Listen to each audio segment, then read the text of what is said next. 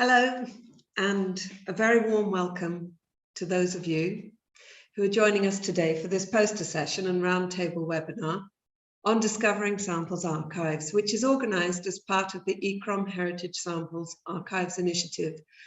For those of you who do not yet know ECROM, it is an intergovernmental organisation working in the service of 137 member states across the world to promote the conservation of all forms of cultural heritage for the benefit of all people. Before we start today, just to let you know that we've set aside the last part of this session for a Q&A. Also, at the end of our first keynote talk, which will be given by Professor Tilo Reren, who I'll introduce to you in just a minute, there will be some time to take your questions. So please do send us your questions and comments via the Q&A icon that you can see at the bottom of the Zoom window. We look forward to hearing from you. Many cultural heritage institutions around the world, including ECROM, hold material samples archives comprising samples collected from heritage objects and sites, reference materials and replicas. These historic resources are a valuable knowledge resource with huge potential for future research and didactic purposes, but they're often little known and their value under-recognized. In addition, they face very particular challenges concerning their physical safeguarding, access and use, and as a result, they are critically threatened. Recognizing these challenges, in September 2020, ECROM launched the Heritage Samples Archive Initiative to promote the long-term survival and use of these collections. To date, more than 20 institutions have joined ECROMs as partners in this initiative. Our aim is to improve the recognition, preservation, management, access and use of samples archives through raising awareness of their value. On a practical level, we're also working to develop tools and methodologies to help improve the management of samples archives and to increase their accessibility and use. As part of this initiative, back in August this year, we launched a call for posters because we wanted to know more about the samples archives that are out there. What are they? What are the challenges they're facing? How are they used? And what opportunities are there for extending their use? The response has been fantastic. And as a result, the speakers today and tomorrow represent just a small fraction of the many fantastic posters that were submitted. It's a great pity that we don't have time to share them all with you today. However, just to let you know that we'll be publishing the collected posters, each with a really cool audio introduction that you can listen to on our website soon. So please do check that out. In these two webinars, we bring together a diverse group of speakers to share their views and experiences. We will be exploring the themes of recognition, management, and use of sample archives in all their glorious diversity. So, over the next 2 days, we hope to take you on a journey into the somewhat hidden world of samples archives, to find out more about what they are and what they can tell us. Time is ripe for sharing and using these resources more purposefully to promote understanding about cultural heritage in all its diversity so that we can take better care of it and use it for the benefit of people and the planet. I would just like to take this opportunity to thank all of those who submitted a poster, and to all our speakers and moderators both today and tomorrow, and for you for joining us. We hope you enjoy the conversation. So now, I would like to introduce our very first speaker, Professor Tilo Reren from the Cyprus Institute, who will open the lid on this particular treasure box and share some thoughts on the nature of samples archives. Tilo, over to you. Thank you, Alison, very much for this nice introduction. And I'm honored and very happy to be here today and to be forced in a way to actually think about what we want to do and what it has to do with sample archives, because it is a topic that as a confirmed hoarder myself, I have been struggling with for quite some time. So when you told me about this initiative, I thought that's really, really important and overdue. And I took the opportunity to think a little bit more deeply if I ever manage to do that. So what are we actually talking about? First of all, one would need to define what is a sample. Then it's interesting to consider, why are we archiving samples? What is the purpose of this? And if we decide that there is a good reason and a good justification to archive samples, then of course we need to understand how best to manage these archives so that they serve a purpose. And finally, I think there's a lot that we can learn here from that similarly important and parallel stream of open data and open publication and all this fair business that I'm sure most of us have heard of before. And I will try and develop a little bit of a parallel on that as well, just as a thought where to go. So what are samples? If we look at the word, its definition, it's a small part or a quantity intended to show what the whole is like. And that already means that representativity is a big issue of samples. The assumption is the sample does represent the whole, but if the whole is rather complex, how do we ensure that the sample represents this complexity? If we have, say, an archaeological metal object or a glazed piece of pottery, we need, of course, both the body of the material and the surface coating, the patination or the silvering gilding layer and things like that. If we think of a painting, which we typically cannot really sample that easily anyway, and we have a tiny fragment that fell off somewhere, how representative will that be of the whole painting? So there are huge problems behind this. But of course, there are also lots of easy samples. Now, these samples where I come from, which is historically the earth sciences, these samples were typically taken with a purpose. I went into the mountain collecting a stone off that mountain to represent this volcano or whatever it was, took a lump of it, took it home, analyzed it, and forgot about it.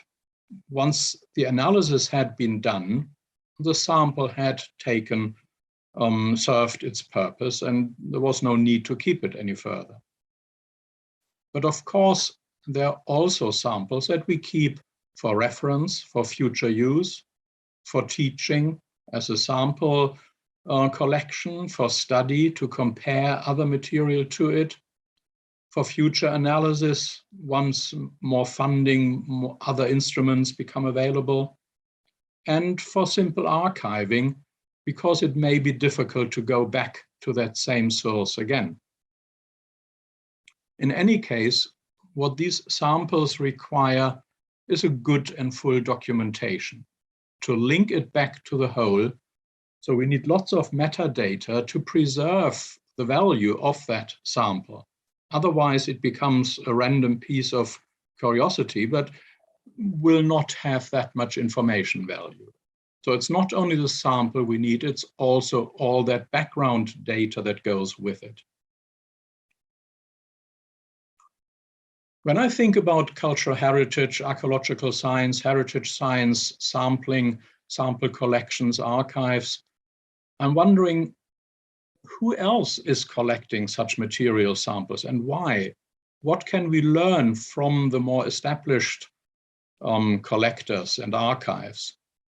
I think it's primarily the natural history museums, geology, biology, who have built up tremendous reference and study collections, archiving as much as possible the diversity of nature in all its glory, whether it's fossils and extinct pieces or whether it's the current biology of the rainforest and the desert and whatnot. These natural history museums, they know what they are doing and they have a lot to offer. But of course, there are lots and lots of local museums who are as valuable in their particular contexts and also collect and document. But again, it's typically geology and biology if we talk about samples and cultural heritage. Now, in terms of taking samples, we also have the universities. But they, by the nature of their purpose, the purpose of the university being primarily to train the next generation of scientists, that's a temporary thing. They take the sample for analysis so that we learn how to do it, but they don't typically have the resources or the drive to archive samples. Of course, there are universities which have museums attached to them, but that's not the norm. Just as an example, it struck me first when I did my PhD on this lovely island, a nice volcano in Greece, the little brother of Santorini. I spent 3 happy years collecting rocks and pumice and whatnot, and taking them home to Germany, analyzing them. These pumice layers, that one is much more interesting than the one above and whatnot. So I never got around actually publishing it other than the usual book publication of a PhD. And a few years later, somebody got hold of a copy of that and asked me, oh, they would like to do some follow-up research. And in my PhD, I had said, the samples are at the university available for whoever wants to follow up. But of course, a few years later, the university told me, oops, actually, we ran out of space. And that little box that you left was just in the way. So off it went onto the skip. Now, with the university material, in this particular example, it wasn't a problem. You can go back to the site and take the samples again. It costs you a flight to Greece and then a ferry ride to the island, but it's perfectly doable. It's not a big disaster. Even I didn't lose a sleepless night over them throwing away my stuff. So that's on the geology and natural history side, where often there's plenty of material, as I said, half a jungle, half a mountain, and it's not that important to archive every little bit. But if we look at archaeological museums and their collections, they, of course, also collect samples, but in a very different background, because their material is different in its nature, as we shall see in a minute. Now, the big museums, which have their own associated laboratories, such as the British Museum, the Louvre, the museums in Berlin, the Metropolitan Museum of Art, and so on, they all have good collections of samples, well managed, and you can access them and you know what's there and so on, typically based on analytical work on their own collections, though. So if somebody goes to the British Museum and says, I would like to study this and that, and I need a thin section of it, they may actually allow you to do it, but they want the thin section back. Fair enough. It goes into their collection for the next person who wants to look at it.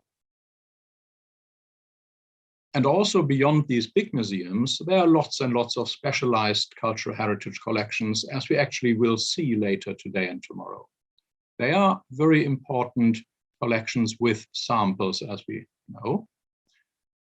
But what makes them different, these archaeology and cultural heritage collections, what is it different from the natural history, Big Brother kind of thing?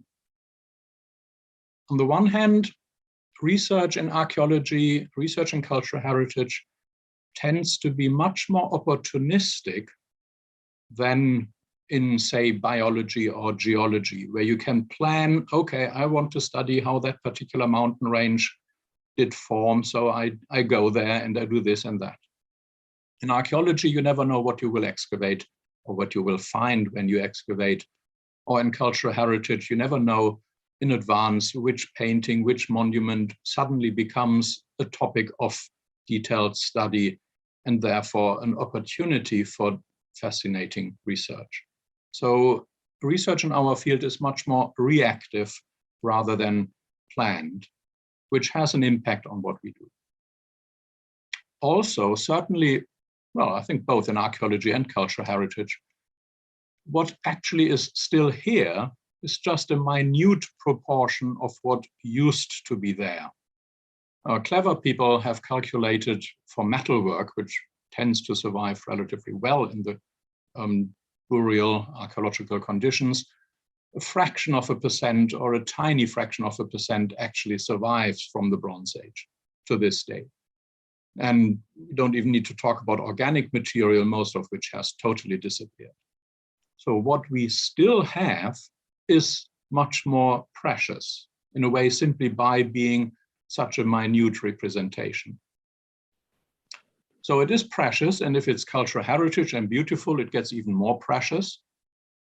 But at the same time, it's a common good. It's a cultural heritage, belongs to everybody. It's a world heritage. It's not typically an individual's owned property or something.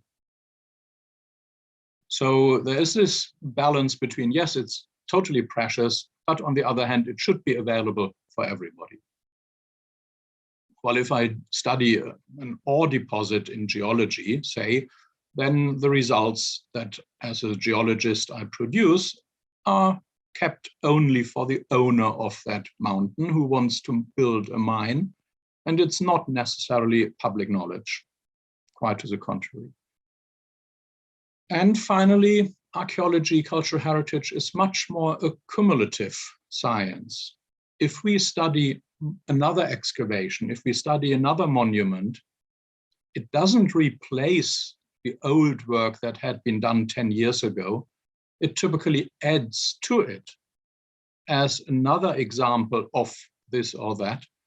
So we have to be aware how important it is that we keep old evidence, that we keep old material and don't think, oh, that's 20, 40, 50 years old and we don't need it anymore.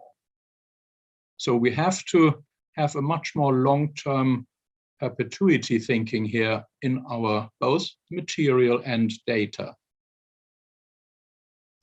A little bit more problematic is how archaeological science, cultural heritage science is rooted in so many different disciplines, which necessarily leads to a mixture, not necessarily a blend, but a mixture of different methods, different conventions, how to conduct research, how to report results, which often makes them not necessarily compatible. And this hinders a little bit of what we can do on the one hand, and also can sometimes be seen as a sign of an inferiority. So not a proper science, it's just heritage science, something like that. So in essence, archaeological cultural heritage, it's a non-renewable, a limited and quickly diminishing resource, in brackets, ignoring modern art, adding to cultural heritage collections. Also, many sites, features, buildings, and so on are irreversibly destroyed by the very act of excavation, whether it's for research or whether it's ahead of whatever building project. You can't go back to an archaeological site after excavation and double check or something. You can go back to a mountain, but you can't go back to that site. It's gone. So we have a particular responsibility here to keep documentation, but also material evidence from excavations for posterity, whether we study them immediately or not. If we look at collections in museums, we often have fascinating objects, but many museum policies only allow an object to be sampled once. And if you come 10 years later and say, oh, I would like a chip of this or that as well to study, oh, but it has already been analyzed by such and such. Did they publish the data? We don't know. Did they keep the sample? Maybe if they were from the British Museum, yes. But in many other instances, no, the sample is lost. The whole remains on the object, and the curator says, bad luck. So we also need to consider future research when we take samples and when we actually are done with our research. So who creates such archaeological cultural heritage samples? Typically, as a newly created samples that are research projects. Whether they are based on excavations, whether they are based on monuments and collections, doesn't matter, it's the same principle. And a lot of those are done within the context of university theses, a master thesis, a PhD, and so on, or just an outright 2-3 year project. Other samples are created by developer-driven excavations or building works, or even by law enforcement, when they impound a container containing things coming from Southeast Asia, coming from Syria, coming from Cyprus, wherever, with content that is not properly declared, then of course there's need to study that material to make sure that it goes back to the original owner country and so on. And finally, public collections, which are looping back to the first point here, part of research, but also the private collections, the commercial work feeding into the arts market and all of that business. And here we are looping back to the law enforcement thing. But again, they take, whoever does that sort of work, they often take a sample.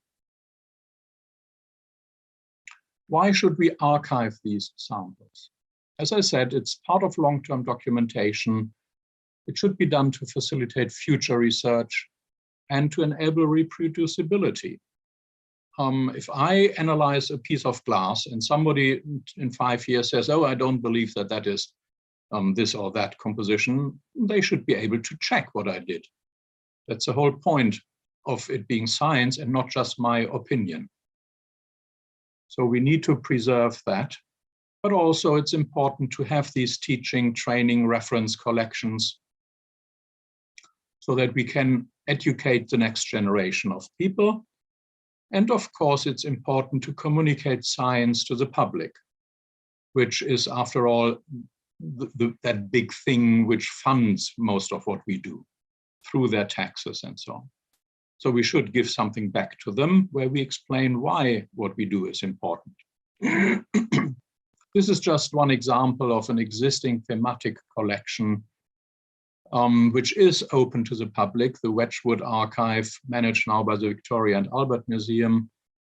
The Wedgwood ceramicist company, they have tens of thousands of test firing pieces from Wedgwood himself, where he explored the various systems within he was working. And there are lots and lots of such big and important collections out there.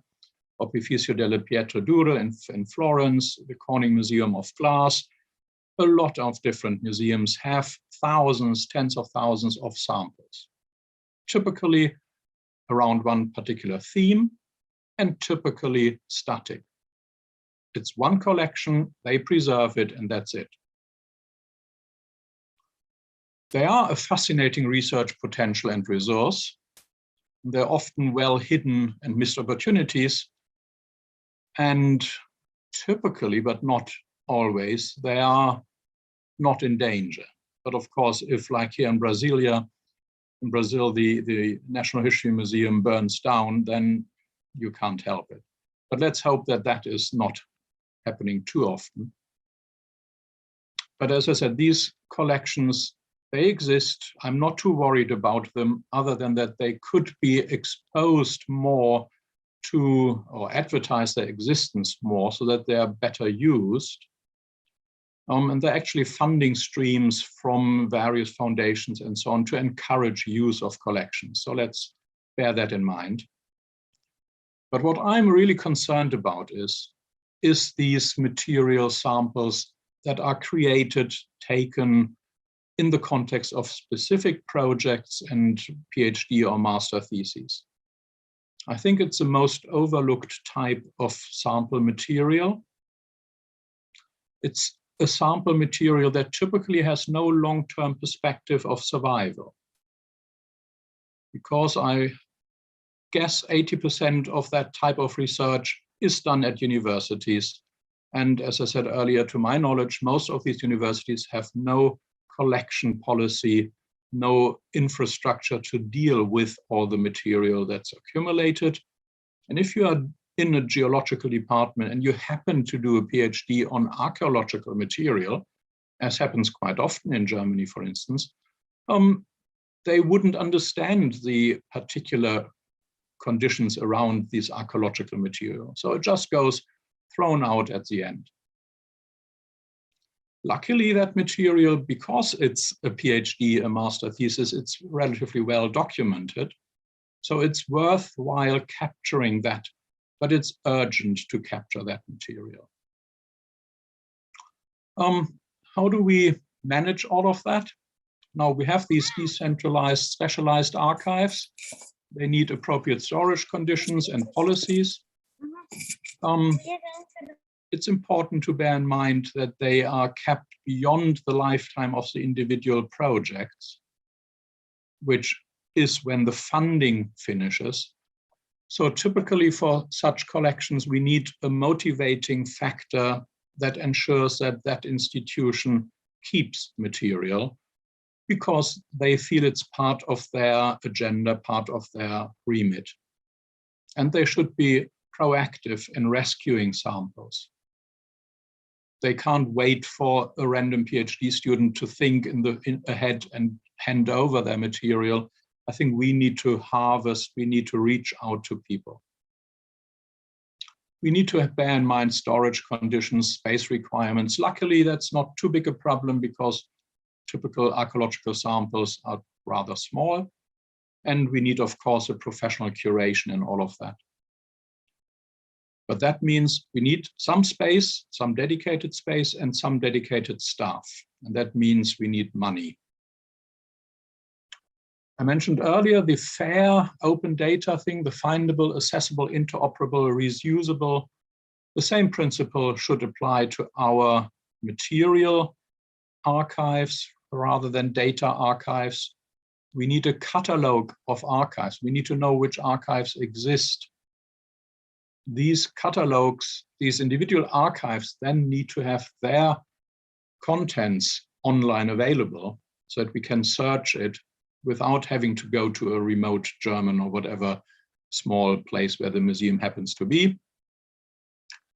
Ideally, we should have all the metadata and the raw sample, the cut-off fragment from a pot, say, as well as the prepared thin section. And we should have an encouraging positive access policy and not one that feels best to lock away everything. Of course, one needs to bear in mind the intellectual property right of that PhD student who may wish to publish their material and their results. So give them 3 years after completion of the PhD. After that, it's archaeological material, it's everybody's heritage. Let's make it open data because it's funded by some public money and it's everybody's heritage. So I think we can learn a lot here from that whole open data discussion. What does it now mean in praxis? We need a long-term commitment of somebody, and that somebody has to be an institution to collect that sort of material beyond the existing institutions which have their own agenda. We need to coordinate who has what. We need to build networks to share experience, to share frustrations, to look jointly for solutions. We need to overcome that disciplinary fragmentation that is so typical of our own roots. We need quite a bit of flexibility and diplomacy in order to change some people's perception, to say, yes, it's all cultural heritage, but yes, you can still analyze it, even if it means burning a little hole into it. So again, as I said before, we need some resources to facilitate that. Why? What's in it for us? Of course, we safeguard those irreplaceable samples. We facilitate possible future research, but we also show that we as a science community, we are actually professional about what we do. And we are not too cavalier in how we treat our material. And we may even have an opportunity here to converge in our practices of analysis, in our practices of reporting data, so that we can be more recognized as a science in our own right. So to do that, I think first and foremost, we need to take stock what we have, where we are, build networks. And I'm so grateful for Ikram and Alison and her team to organize this workshop, which is such an important step here. And then we need to agree a plan, communicate it, share it widely, bring in as many people as we can into the fold. And we need to find those resources. And we have to act quickly, because if I look at this, which I did some 6 years ago, the number of papers in archaeological science, in the Journal of Archaeological Science, and you see how rapidly in the last 15 years, the number of papers and therefore the number of studies has increased, in particular in Europe, but also in the Americas. A lot of that is funding from Horizon Europe. If we look who is behind it, it's very much a global north issue. The 8 top countries in publishing these papers are in this red rectangle here. There shouldn't be a question of lack of resources to look after that material. So there's a lot of potential here. And if you look at what actually is what we are talking about here, in the UK alone, I guess there are 25 master's programs, PhD programs in archaeological science, in conservation, which are generating material-based theses. In the European Union, at least another 25, maybe even more. If each of these programs only has 5 students per year, that's 250 master projects per year, and another 25, 50, whatever PhD student projects per year completed. And their material collection disposed of afterwards. We are running out of time. We need to capture that material. And that's why I think it's so important that this initiative is going in. Thank you for your attention.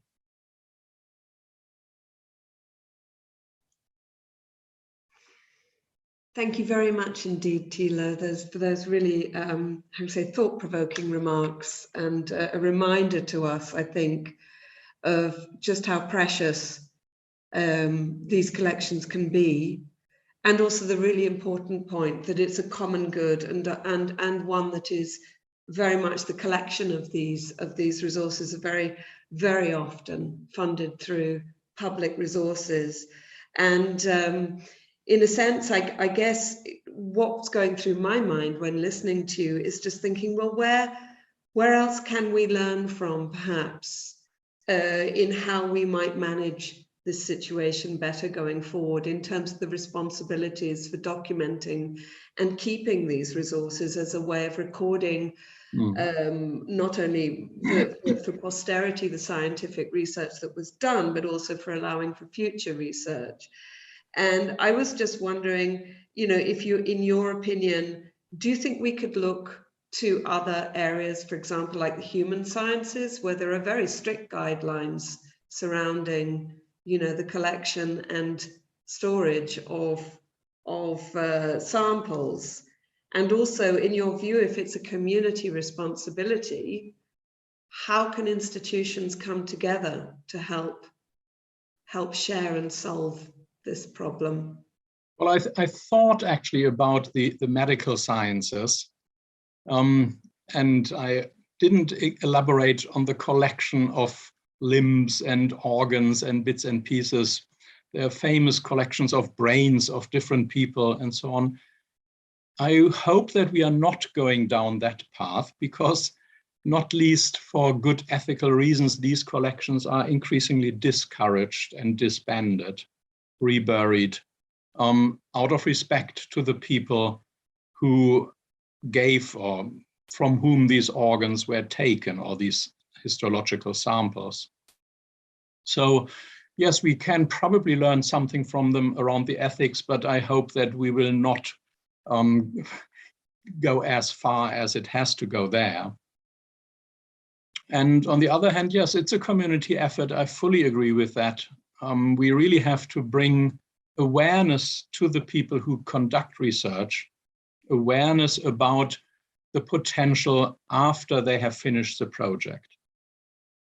And that is, I think, my main concern, really. I have collected my PhD students and master students' material over the years, and I've been frustrated by the lack of a home, a long-term home for them. And I know more than enough colleagues of the generation before me who have collected archaeological material and didn't know what to do with it. And some of it went on the skip, and much of it is still in search of a good home. So it's a real concern. The good existing collections I'm not worried about. It's the avalanche of new material that we are missing. Yes, and things that aren't even archives yet. Anyway, thank you very much indeed, Tila. That was really fascinating. I'm now going to, well, it's my great pleasure, in fact, to hand over the floor now to Narayan Kandahar from Harvard Art Museums, who is now going to take over the moderation of our first session on recognition. So Narayan, over to you. Thanks, Ali. So we're going to have 4 papers which focus on sample archives, and they're very, very focused in their own specific way. And what I would like to do is just very quickly move into these talks. And the first paper that we'll hear today is presented by Amy Hughes from the National Gallery of Art, Washington, DC. And she'll be talking about their amazing paper sample archive. So thanks very much, Amy. Thank you so much. Let me start my screen share here. And thank you to Tilo too for bringing up and giving me the language to talk about this sample collection, which is actually, now I know, a thematic collection. It is hidden, but it has fascinating research potential. I'm the caretaker of the paper sample collection at the National Gallery of Art in Washington, DC. And I'd call this part of my job, which is unfortunately a very small part of my job as a paper conservator. This is really my passion project. Our collection was formally established by the Department of Paper Conservation in 1991, and it has grown to be quite large, comprising approximately 50,000 specimens of paper that were available to modern artists from the late 19th century to the present day. Most of the specimens in the collection are bound into sample booklets, which may contain 2 sheets or as many as several hundred sheets. Paper manufacturers and distributors began issuing these type of booklets around the late 19th century as a marketing tool to promote their products. Our collection does a nice job following the development of the sample book, particularly as it developed in the United States. And it contains many beautiful examples of paper, as well as typography and graphic design. So you can see these beautifully designed pamphlets here by the Japan Paper Company from the early 20th century. One of the earliest items in our collection is from 1860. It's an encyclopedic sample book by Richard Herring, entitled A Practical Guide to the Varieties and Relative Values of Paper. Collecting in our collection has been focused on fine art papers. These are papers that were specifically made for drawing and printmaking, though we actually collect, quote, any paper that an artist would use. And that definition is really wildly broad when we reach the 20th century, because modern artists were known to use just about any type of paper for their art. So In our collection, we also have examples of cardboard, carpet paper, construction paper, crepe paper, and more. We don't typically collect decorative paper, but sometimes we have a few. It's been of critical importance for us to collect samples that are germane to the National Gallery's permanent collection of prints and drawings. So we found that the sample collection is most powerful when it can be used to inform our understanding of a particular work of art. And even better when the sample can be compared to that artwork side by side. So that's a real strength of our collection. Samples have been matched to works of art by Jasper Johns, Mark Rothko, Georgia O'Keeffe, Max Weber, Mary Cassatt, Pablo Picasso, and many more. And sometimes these matches have allowed us to test conservation treatments on the sample as a surrogate object, so we don't have to risk the artwork. And other times the samples have given us insight into the original color of the paper as selected by the artist. We all know that paper fades and discolors when exposed to light. And one of the strengths of this collection is that these samples have mostly been stored away from light inside books or inside cabinets or drawers. So they have maintained their original colors. The Department of Paper Conservation stewards the collection. We manage acquisitions, access, and preservation of the samples, and we often reach out to colleagues in archives and libraries for advice and guidance. And I think this conference is really valuable because we'll be able to expand our network of people we can reach out to for advice. In the early 1990s, the collection grew tremendously when the Strathmore paper mill was bought by a new owner, and they were cleaning up their archives, and they donated hundreds of sample books to our collection. And we're really thankful that Judith Walsh, a former paper conservator at the National Gallery, jumped at that opportunity to collect those booklets because often when mills or supply houses shut their doors, it's really a sad fact that the samples or art materials are often destined for the garbage bin. And the owners of those mills don't always realize that these materials can be of a great historical importance. Before I move on, I just want to mention quickly that the paper sample collection has a sister collection called the Artist Materials Collection. They're both part of our Art Materials Research and Study Center.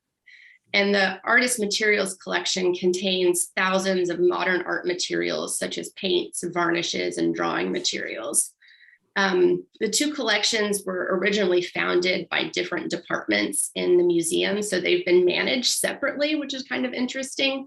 Now, due to some retirements, the paper conservation department is the steward of both collections. So we're trying to think a little bit more carefully about how to combine the two collections when we discuss them. So here's a slide about the strengths of our collection. It's great that our collection is cataloged in a FileMaker Pro database, which we can search. The graph at the right represents a search I performed to identify samples based on the country of manufacture. You can see here that the collection is most rich in papers made in the United States, but we also have significant holdings of paper made in the United Kingdom, France, and Japan. The other category includes papers from Canada, the Netherlands, India, Australia, China, Sweden, Mexico, Nepal, and many more. The many wonderful interns, fellows, and volunteers who have contributed to cataloging the collection take care to examine the samples and to record information found on the samples, as well as the watermarks in the paper. The watermarks are a primary searching tool because they're often text-based. So it's critical that the watermarks are reported exactly as they're written. And to me, the most valuable part of our sample collection may not even be the samples themselves. it seems that when a researcher asks us a question, it's often the accompanying literature that provides the most value. Many of our samples have documentation from the manufacturer or distributor, such as pricing or a description of how the paper was made. And the department has a library devoted to paper that can often shed light on the samples and their makers. Marian Dierda, my co-author and the former keeper of the collection, developed what she calls dossiers on many samples and the mills that made them. These dossiers often contain bibliographies, mill histories, timelines, photographs, and maps. Our challenges, as have already been discussed today, I think the main one is limited collection space and staff time.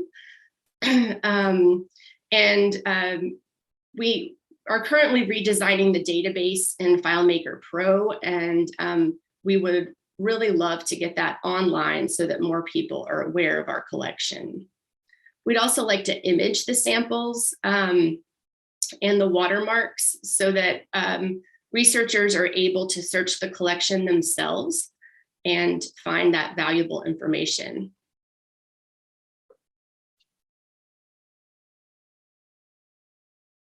So for the past 30 years, the sample collection has been primarily known by word of mouth. And it's really hard to determine the best way to make the sample collection available online. It would really be great if we could rally enough internal institutional support to have the database hosted on the National Gallery's website, but that's not been so easy to do. We're also looking into some other outlets, such as open source data platforms like Wikidata, or even the possibility of formatting our data to conform with international watermark databases, such as those found on the Bernstein Memory of Paper portal. There we go, launch an online portal. There's a great example of a documented watermark that we'd like to make available online. And for more information or to discuss FileMaker Pro or any of these problems or challenges, you can contact me at materialscollections@nga.gov. And we'd also love for you to come visit in person, so you can come see us in Washington, DC. That's it. Thank you. Thank you very much. Thank you so much, Amy. That was fantastic to see. I was a summer intern in Washington, DC in 1991, so it's amazing to see this collection grow so much. What we will do is have questions after the fourth speaker. So if you can just keep those jotted down next to your computer until then, we'll move on to our next presentation, which is the it's from Serena Benelli, from the ABC department in the Politecnico di Milano in Italy. And she's going to be talking about the Gallone collection and the Last Supper sample. So you'll be hearing a little bit about Leonardo now. Serena, please take it away. Thank you so much. I'll share my screen. If you can see.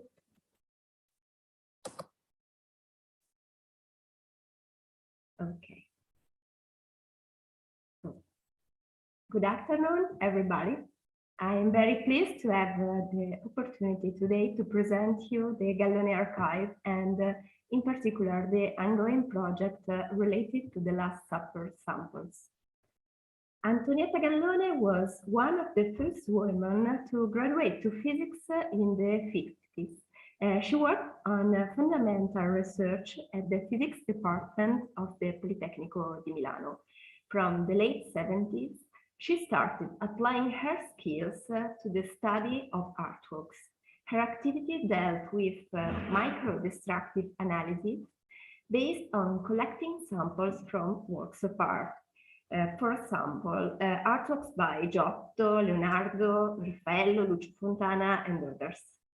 And among the major conservations works to which she contributed with her investigations, certainly stands out the one on the Last Supper by Leonardo da Vinci, which saw her alongside the Greek restorer in Brambilla Barcellona until 1999.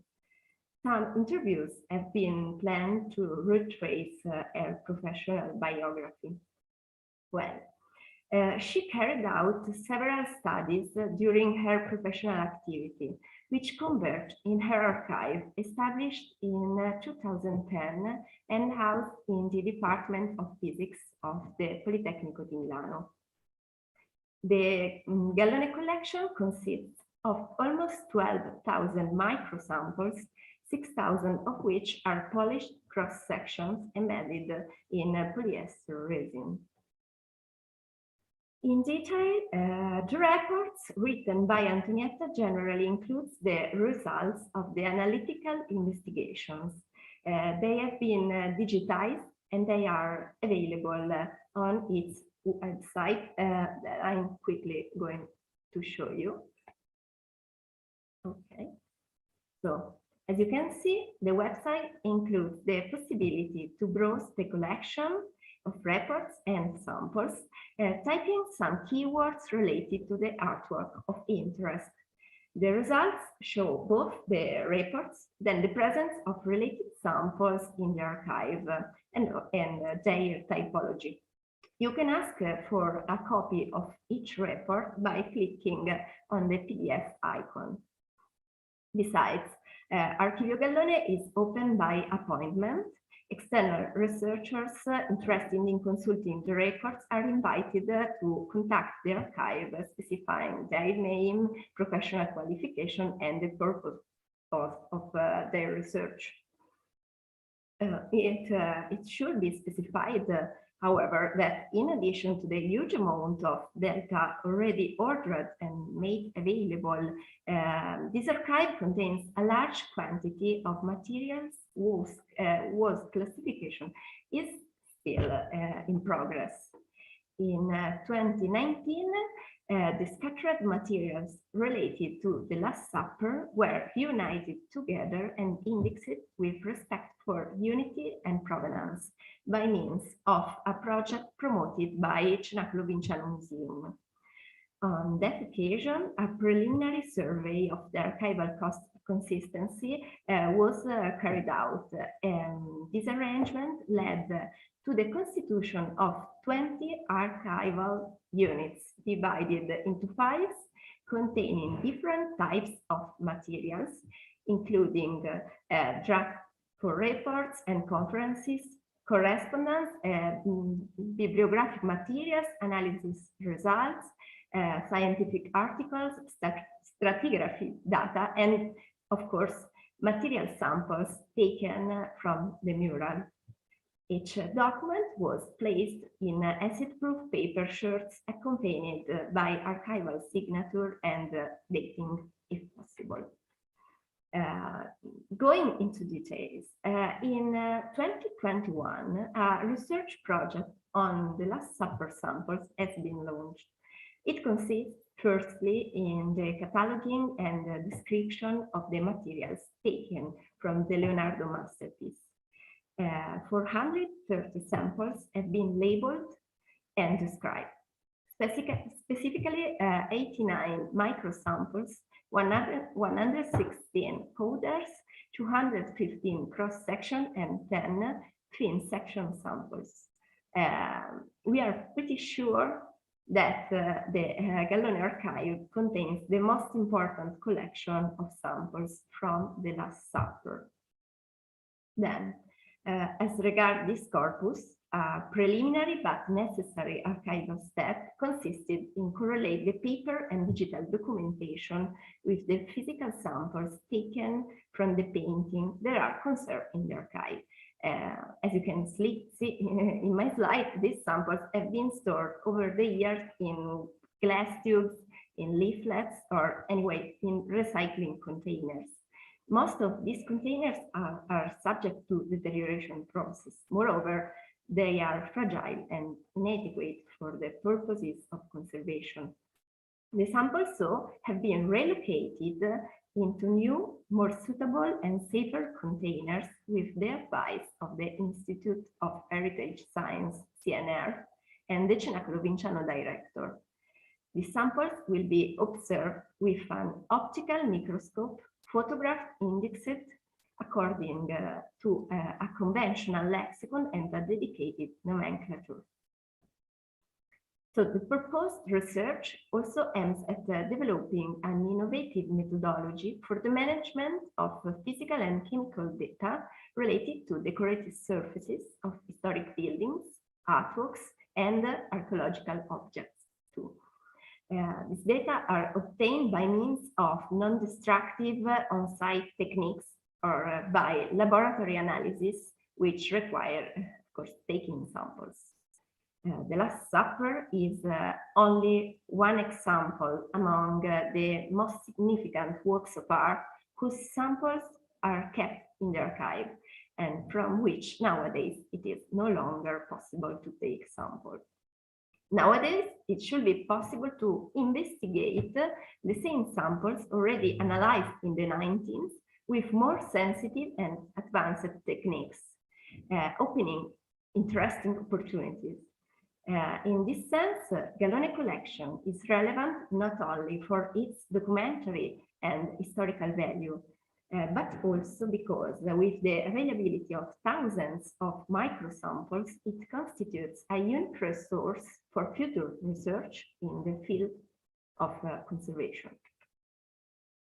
Moreover, the study will set new analyses on a selected number of samples from the Antonietta Gallone collection, applying the most advanced non-destructive techniques available in the laboratories of the Politecnico and other collaborating institutions in Italy, such as CNR and abroad. In this way, it will be also possible to better understand the deterioration process of samples over time. The results will be critically evaluated to test the reliability of the old samples conserved in the archives, matching the new analytical data with the 19th one, to compare precision and accuracy within the detection limit. The significance of the information will be exalted by the possibility to cross data from different sources and to georeference the samples and the datum itself. So, the selected sample will be localized on a digital model of the surface of origin, that is the Last Supper. The result will be a sort of digital repository for the Last Supper diagnostic materials to be added to the Gallone collection digital catalog. This should be done in order to make this data usable to scholars and in particular to those who deal with the conservation of the work of Leonardo. The purpose of my research question as of this roundtable is to highlight the value and vulnerability of these collections and look for concrete ways to safeguard, implement, and share the knowledge they contain. It will be essential to network with other similar institutions. All this to enable the maximum exploitation of data of this kind in the various activities concerning cultural heritage. Before ending my presentation, I'd like to sum up the main goal of the project. So to start new research projects, providing new techniques that didn't exist 30 years ago, to complete the georeferenced database we are developing for the Last Supper materials and eventually extend this model to the other artwork samples in the archive. Last but not least, to make available to the cultural heritage community the complete collection of samples from the Archivio Gallone. If you want to discover something more about the several analyses and the samples conserved in the Archivio Gallone, you can visit the website. Thank you for your attention. I'd be glad to answer if there are any questions.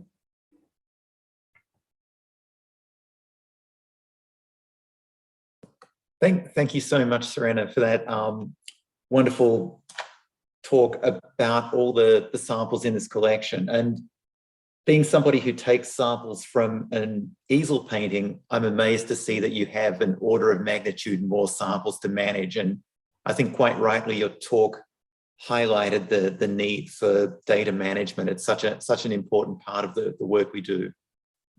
We'll be taking questions after the fourth speaker, so I'm going to move on to introduce the next person. And what we have now is a talk about Cretaceous microfossils from Wyoming, and that will be given by Patty Wood-Finkel from the Tate Geological Museum at Casper College. So can we move on to that, please? Thank you, Patty.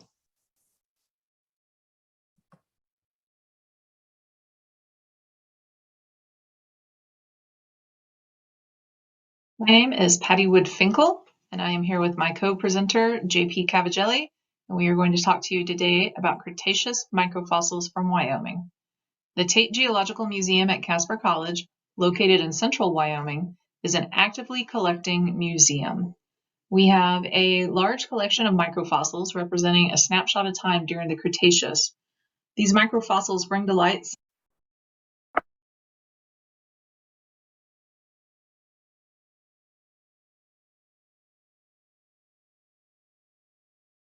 some of the less well-known animals of the Cretaceous period. Hello, my name is JP Cavagelli. I am Patty's partner in crime in this project. So we are talking to you about Cretaceous microfossils from Wyoming that are being collected by the Tate Geological Museum. We've got at this point probably several thousand of these little specimens. They are range in size from 1 millimeter to maybe 3, 4, 5 millimeters. They are generally collected in bone beds and in anthills. So a bone bed is a deposit that is full of bones, and often the bones are dinosaur bones, and they can be up to really big dinosaur bones. And included in that are also small fossils of smaller animals. So it's one thing to find out what dinosaurs were living out in the Cretaceous beds of Cretaceous of Wyoming, but these little fossils help us fill in the ecological richness of the area because we find all kinds of things in there, a variety of fish teeth and bones, and there's a variety of lizards that we have been found, and amphibian jaws and vertebrae. There are also some remains of small dinosaurs. Some dinosaurs are small enough to have teeth that are only 1 or 2 millimeters big.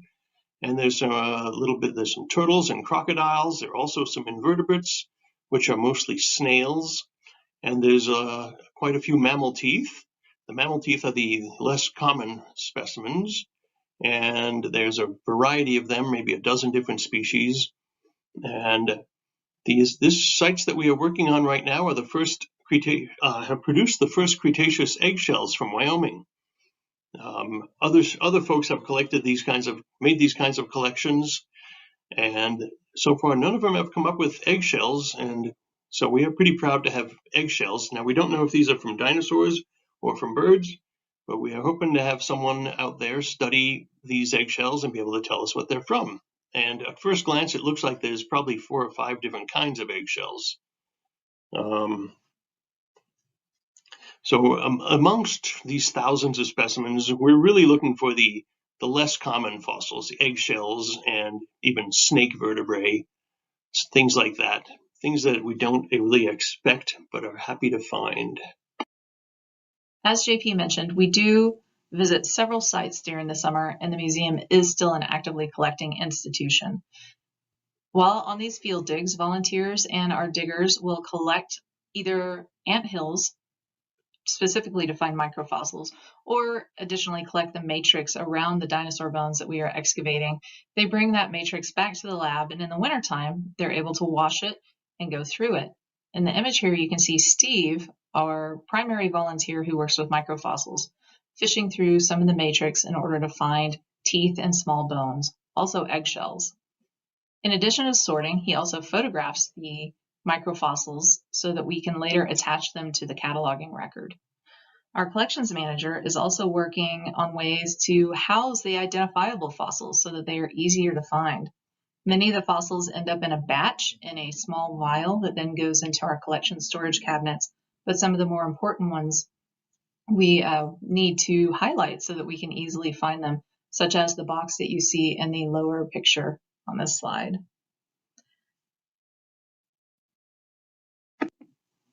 We really appreciate Steve's efforts.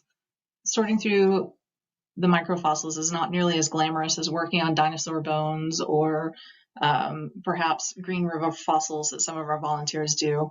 The microfossils are hard on your back and hard on your eyes, and we just appreciate all of the work that he has done for us.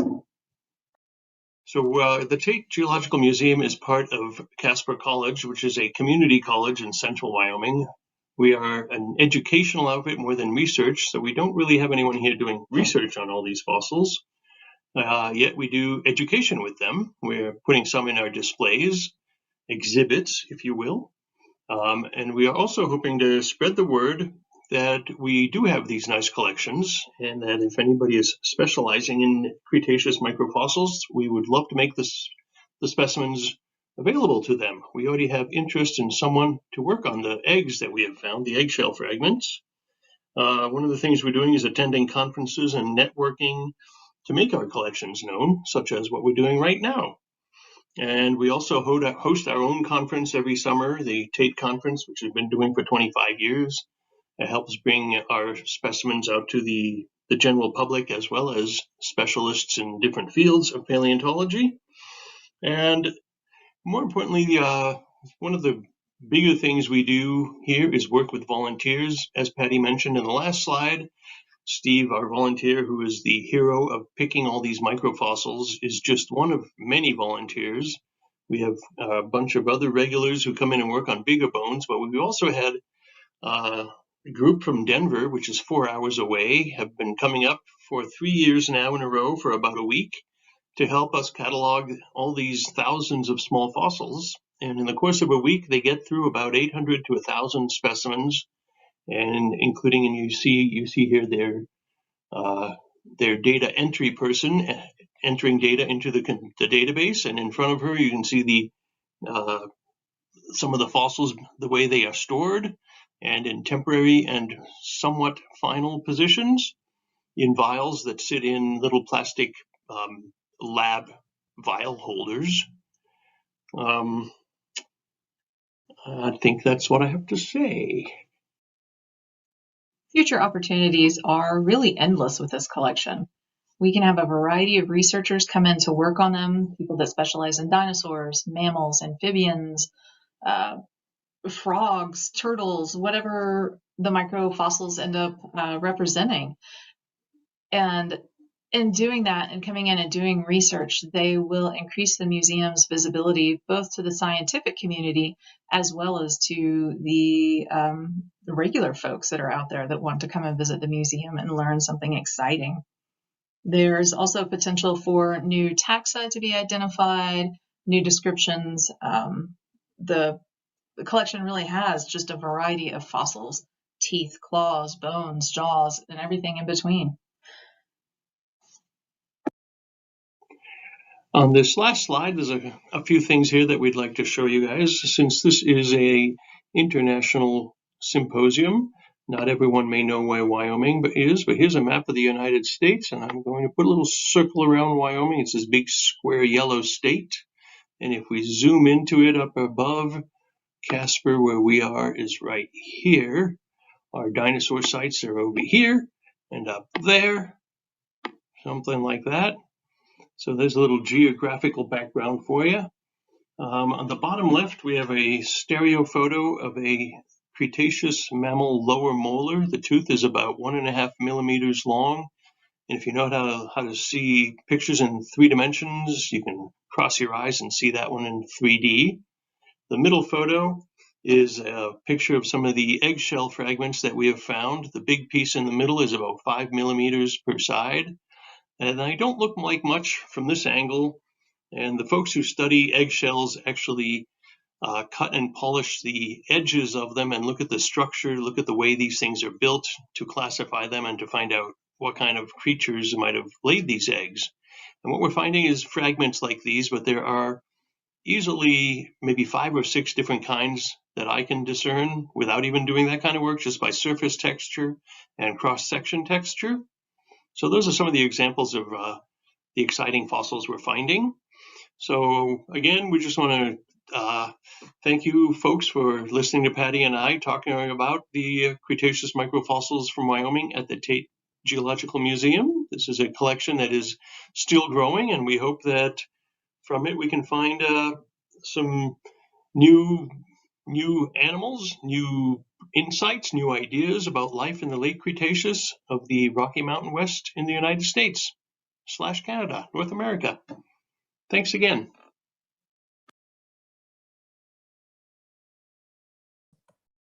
Hi, thank you so much for that great talk. I've got to express my envy for you being able to live and work in the Rocky Mountains. It's just such a beautiful part of the world. I also want to just express my admiration that you're able to maintain the support of your college for doing this work, even if there are no active researchers in the field, if I understood the presentation correctly. And that in itself is a major feat. But as I mentioned before, we'll take some questions after the next talk. And what I would like to do now is introduce Edil Larin, and he will be talking about the Biak na Bato Archaeological Material Collection for the Center of Bulacan Studies, Bulacan State University, Philippines. So I shall hand it over to Edil.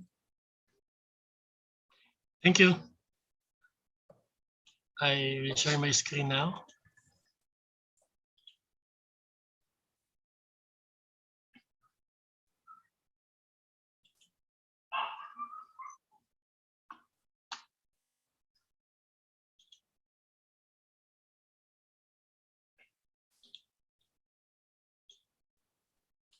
Can you see my screen now?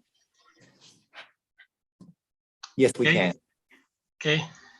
So without further ado, let me start my presentation.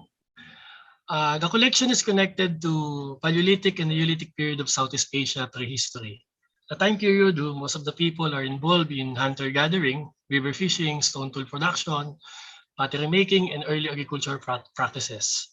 The Biak na Bato archaeological research actually started in the year 2016. The primary interest is to identify a site within the part of the Sierra Madre mountain range in the province of Bulacan that is related to Philippine prehistory. And after a long year of preparation by doing a field survey, using a drone in remote sensing activities and other archaeological method like geophysical method using the ground penetrating radar, we identified and were able to conduct the first archaeological excavation in Biak na Bato in Tanggapan and Munsaya Cave. The archaeological material actually in Biak na Bato were classified as historical sites due to the famous encampment of Emilio Aguinaldo during the Spanish era. But based on the geological history of the place, the area has a very high potential to find evidence of early settlement, specifically during the Paleolithic and Neolithic periods, when humanity is using stone as a tool and they're initially practicing farming and domestication of natural resources. The collections are evidence of hunting, gathering, fishing, and craftsmanship of the prehistoric community in Biak na Bato, such as modified animal bones that were curved and designed as cultural decorations and possibly used in fishing activities, numerous earthenware shards and rims that have decorations and punctuated designs, various faunal remains such as dog and macaque, a species of monkey present in the Philippines, microtectites, significant data for the reconstruction of the anatomy of the cave where their archaeological materials were recovered. Microtectites actually are the product of a meteorite hitting Earth and creating a big impact zone. Those found in Tanggapan Cave might have been deposited in the roof of the cave. And when the sinkhole was formed and opened, sometimes maybe in the mid-Holocene, the tectites were eroded and redeposited inside the cave. The modified animal bones that are shown in my slide are included in the collection can be morphologically determined that most likely these materials are used in early river fishing activities, since the site, the Biak na Bato area, is characterized by a long and wider river system along within the foothill of the Sierra Madre mountain range. The chert, or we call that river stones, are commonly found in the area and in some other parts of the mountain landscape.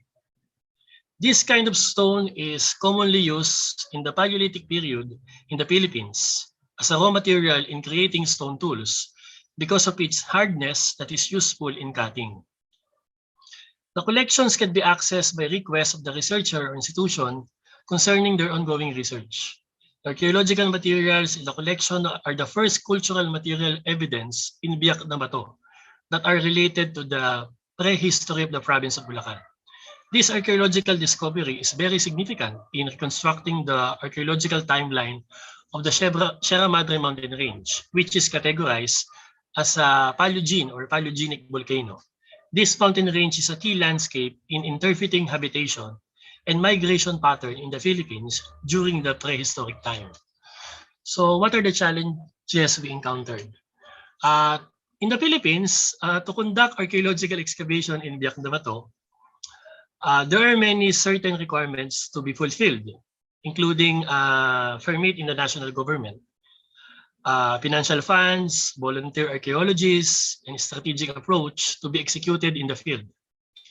The research in Biak na Bato is definitely far from being complete. This collection is only just a little part of what archaeological knowledge can be revealed if we can fully evaluate and survey the area. The Bulacan State University, or BULSU, the institution that I was employed, and the University of the Philippines Archaeological Studies Program are the lead institutions for this research. Through this collaborative effort with the leadership of our president, Dr. Cecilia Gascon, the archaeology of Bulacan has been started to be mentioned in some published research written by renowned international Filipino archaeologists, published in Nature Journal, Arman Salvador Mijares, who discovered Homo luzonensis in Calao Cave, Peñablanca, Cagayan, a new member of genome Homo species dated 67,000 BP or before present. Some future opportunities. The Biak na Bato Archaeological Material Collection is just a part of a wider world of archaeological data in the Asian region. The continuous search of the prehistoric origin of our society is a piece of information that must be shared with any countries in the world for us to fully understand the culture and knowledge of our great ancestors, who live in the time of different pressure and challenges provided in the circumstances of the natural environment. Sustainability and public education are the key ingredients, I believe, to ensure the archaeological sites and material protections. Repurposing of landscape to multiple uses is one of the major factors contributing to the destruction of a heritage site. The balance should always be maintained. We can only achieve this by doing intensive research and translating all of this data by utilizing any other medium of cultural production like we are doing now. Cultural production output to educate the public and eventually participate in protecting their heritage. For those interdisciplinary researcher or any other interested parties who wants to visit Biak na Bato site or see our archaeological material collection, you can contact us through this institutional email address, cbs.bio.rde@bulsu.edu.ph. So for the conclusion, eventually, we believe that Biak na Bato Archaeological Material Collection will provide information for better understanding of the past. This understanding can lead to authentic concern from the people that will also lead to the development of a program not only for the protection of the heritage, but also for the livelihood of the community for better living. The Biak na Bato Archaeological Material Collection and the institutions behind this is grateful to have the opportunity to share the story and archaeological input from our research in any institution that is willing and interested to fully understand and appreciate this material related to Philippine prehistory. Thank you very much for listening, and let's promote and protect our own heritage.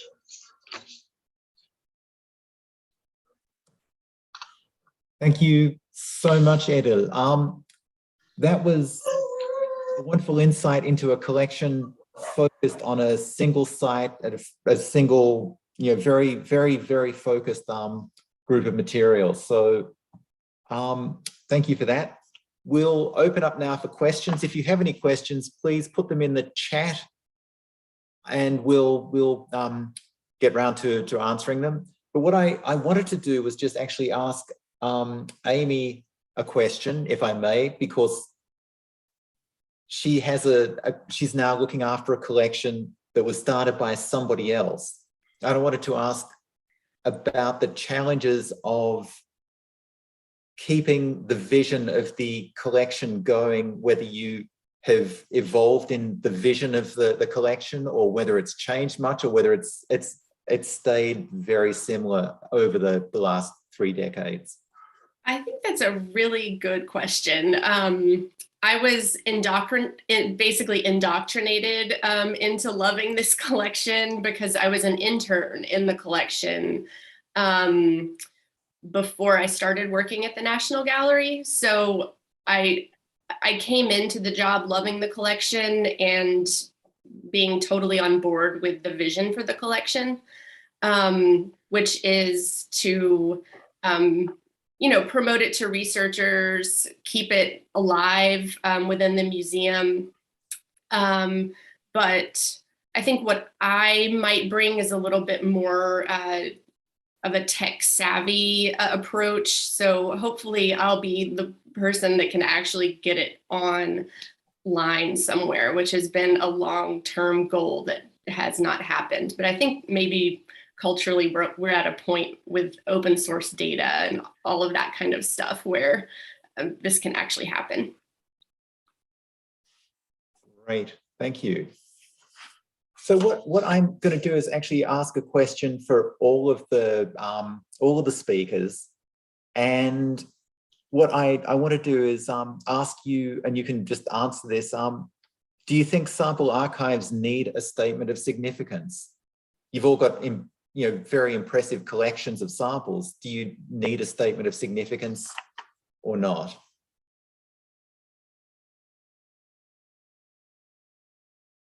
Let's start with Serena and talk about, do you think you need a statement of significance? Excuse me, can you repeat the question?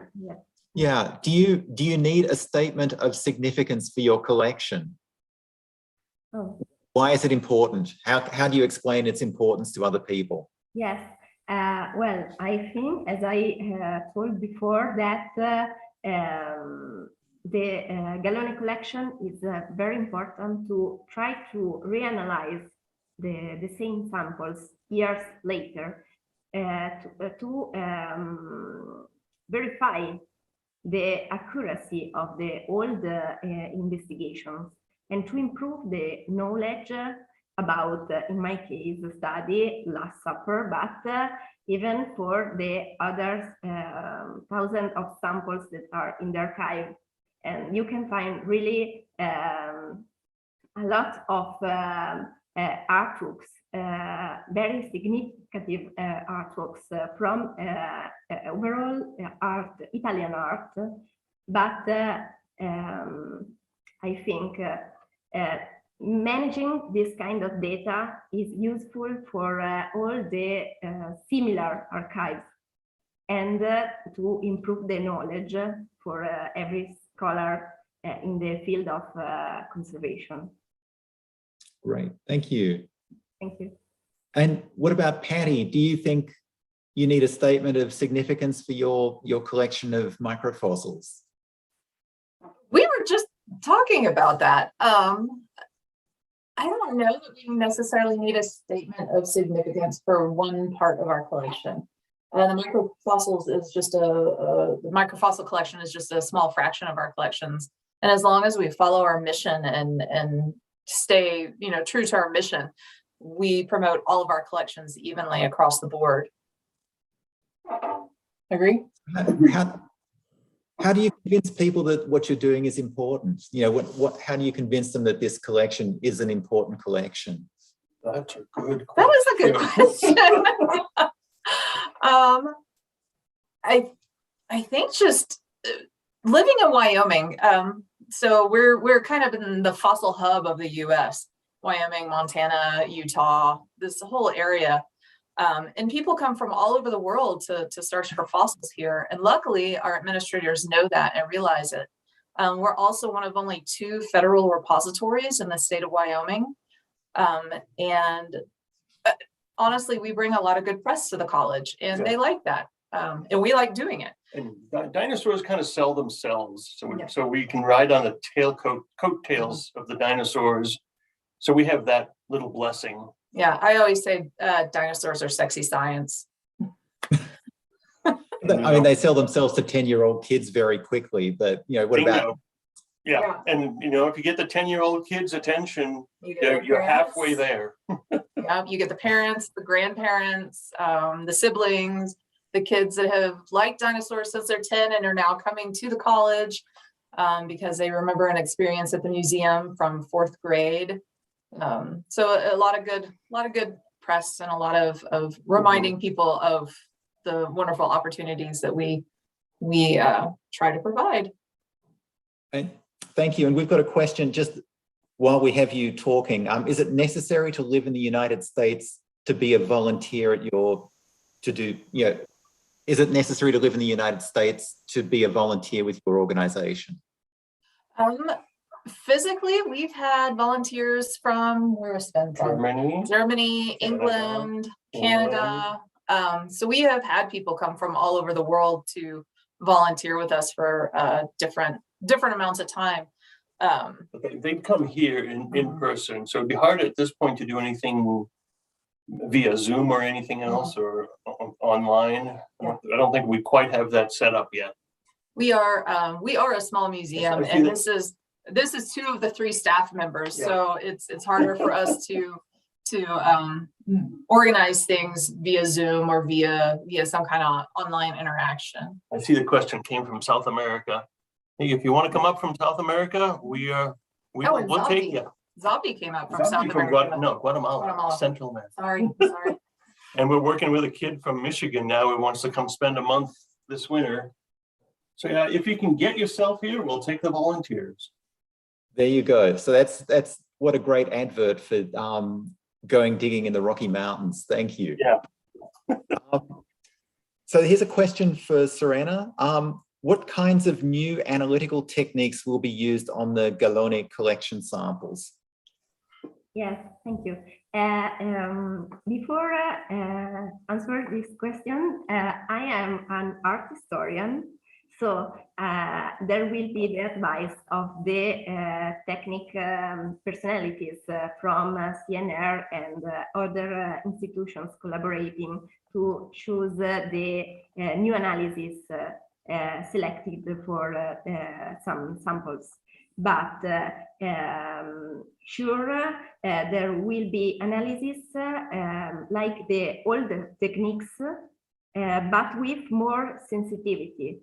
And maybe there will be analysis with the synchrotron radiations and, for example, the micro X-ray diffraction. And of course, there will be other analysis for the organic ligands, the binders, for the organic binders, of kind of molecular analysis. I don't know if I have been able to answer. No, that's great. Thank you. And it's good to know that with something like the Last Supper, which we all think of as a fresco, there is an organic binder actually. So that's important to keep in mind as well. Yes. It's not a true fresco in that regard. No, of course it is a mural painting because the fresco technique is quite different from this, of course. Yeah. So I have a question I just want to ask Edil. how do you see your collection in 5 to 10 years' time? What do you envisage the changes that might happen? Actually, right now, we are installing facilities for the Biak na Bato collection in the university. So we are putting up a laboratory and an archive room specifically for our collections. So we are thinking that we are not the last researcher that will hold these materials. We are looking forward for those students and graduate students that they will continue our work. So we continuously talk to the government, not only the provincial government, but also the national government. And they are committing to us that they will spend money in order for us to keep the collections in our university. So in 3 to 5 years, I think these collections will be well published, and well-written articles will be published in some international journals. And some of our colleagues in Southeast Asia, like Peter Bellwood, is aware of our effort in the province of Bulacan. So that's it. Great, thank you. And there's one last question that we'll take before we move on to the next session, and this is for Serena, about what questions do you hope to answer about Leonardo with the samples? Thank you for the question.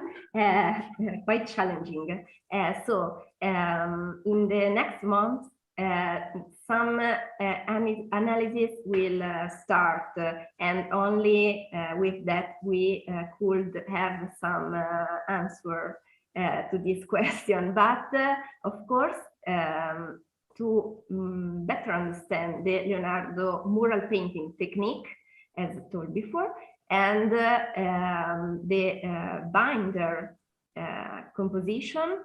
But there is also an open question about the green pigment used by Leonardo, that we can find also on the figure of the dukes that is on the fresco by Montorfano, that is in the opposite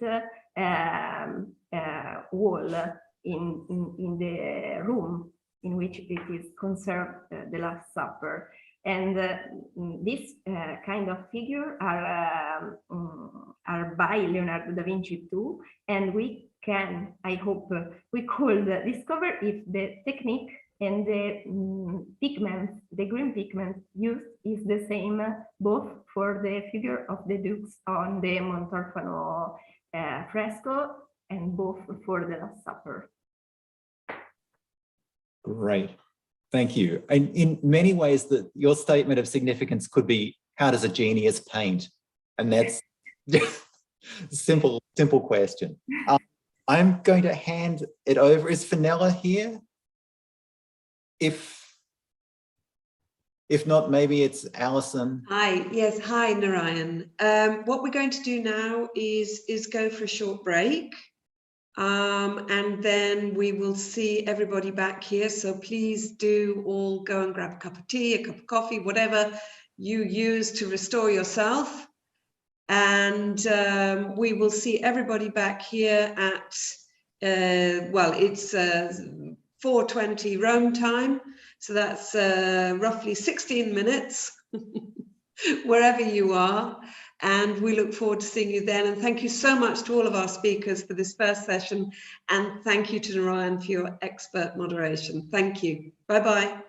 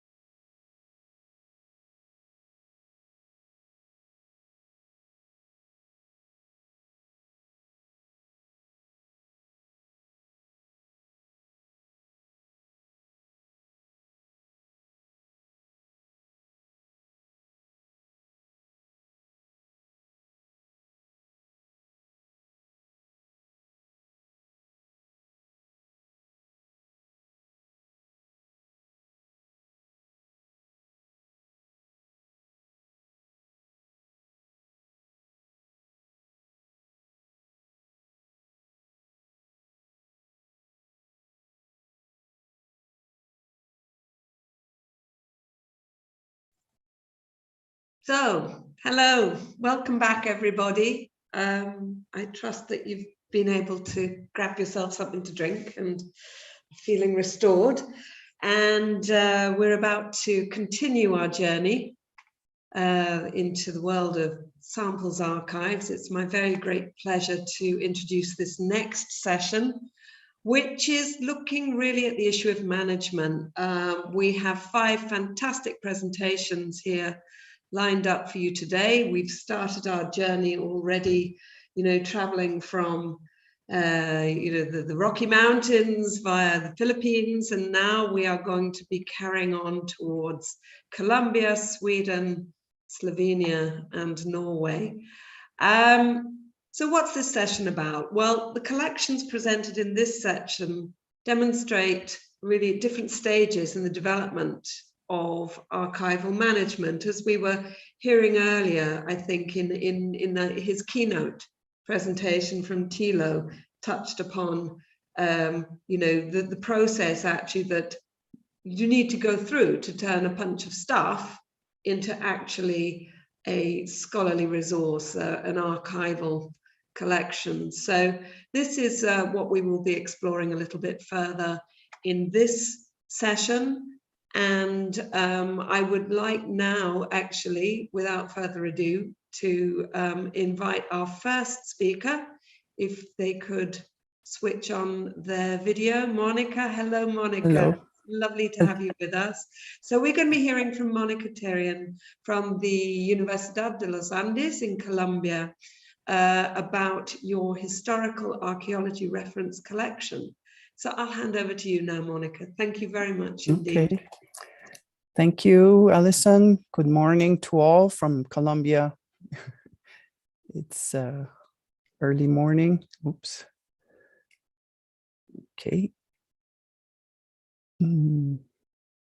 Well, yes, this is the presentation of our collection, which is housed in the Fundación Erigalle Foundation.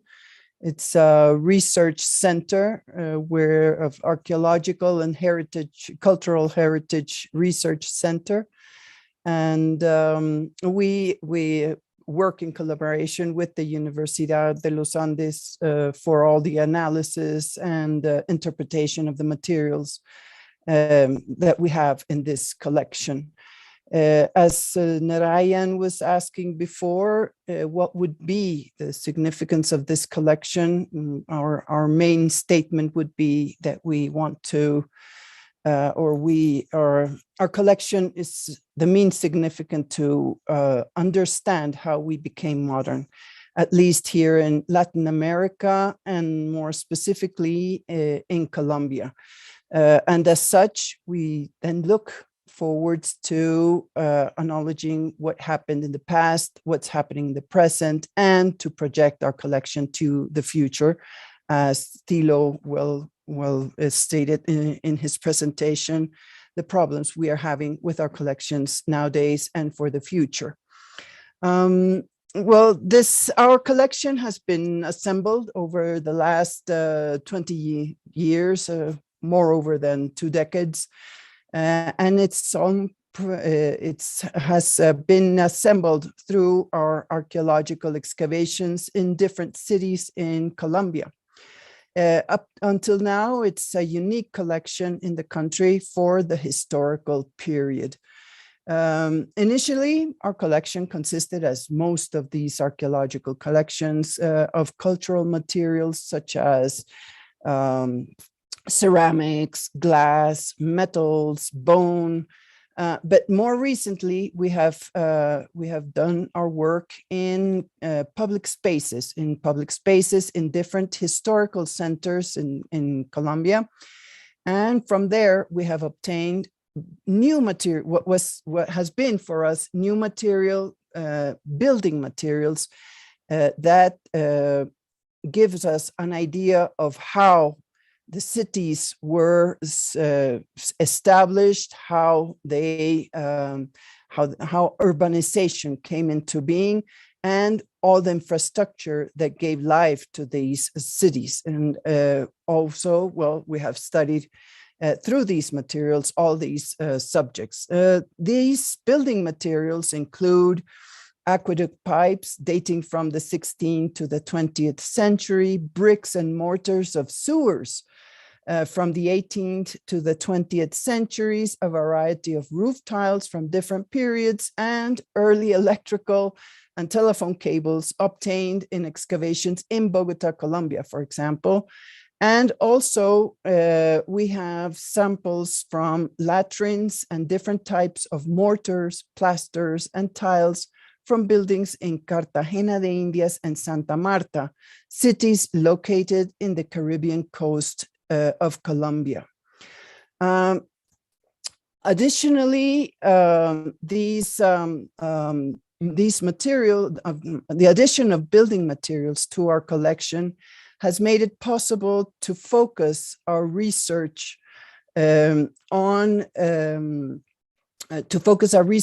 broader themes such as the modern state, public services, hygiene discourses, citizenship, accessibility, and trades and professions associated with the manufacture, construction, and operation of this infrastructure.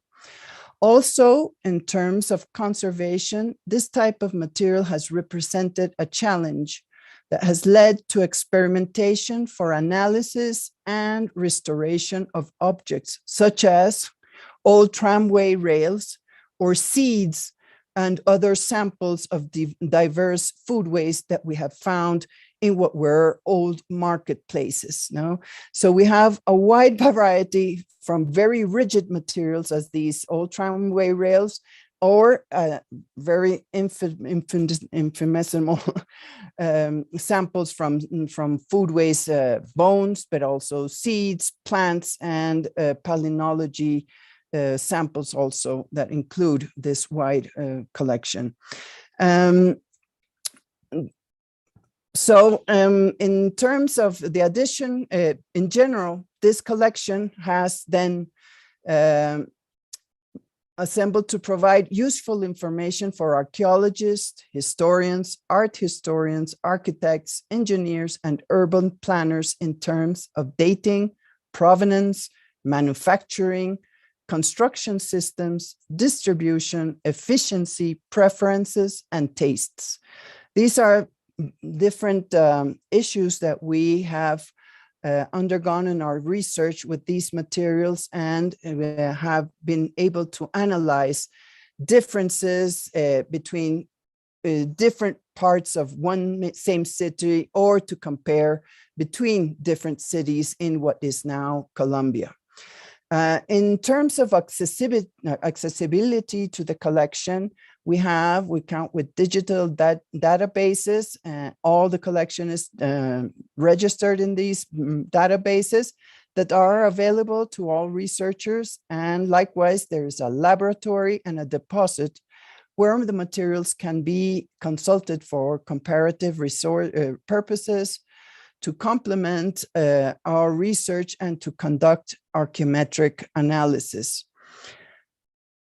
Also, in this matter, our collections are also been required for exhibition and on different subjects in different museums, which has led to a wider visibility within a wider public. This also, has been a way to make a more visible, make more people to be interested and to know us, since it's not a very common collection of archaeology. Mostly, for example, in Colombia and Latin America, most collections are from prehispanic periods.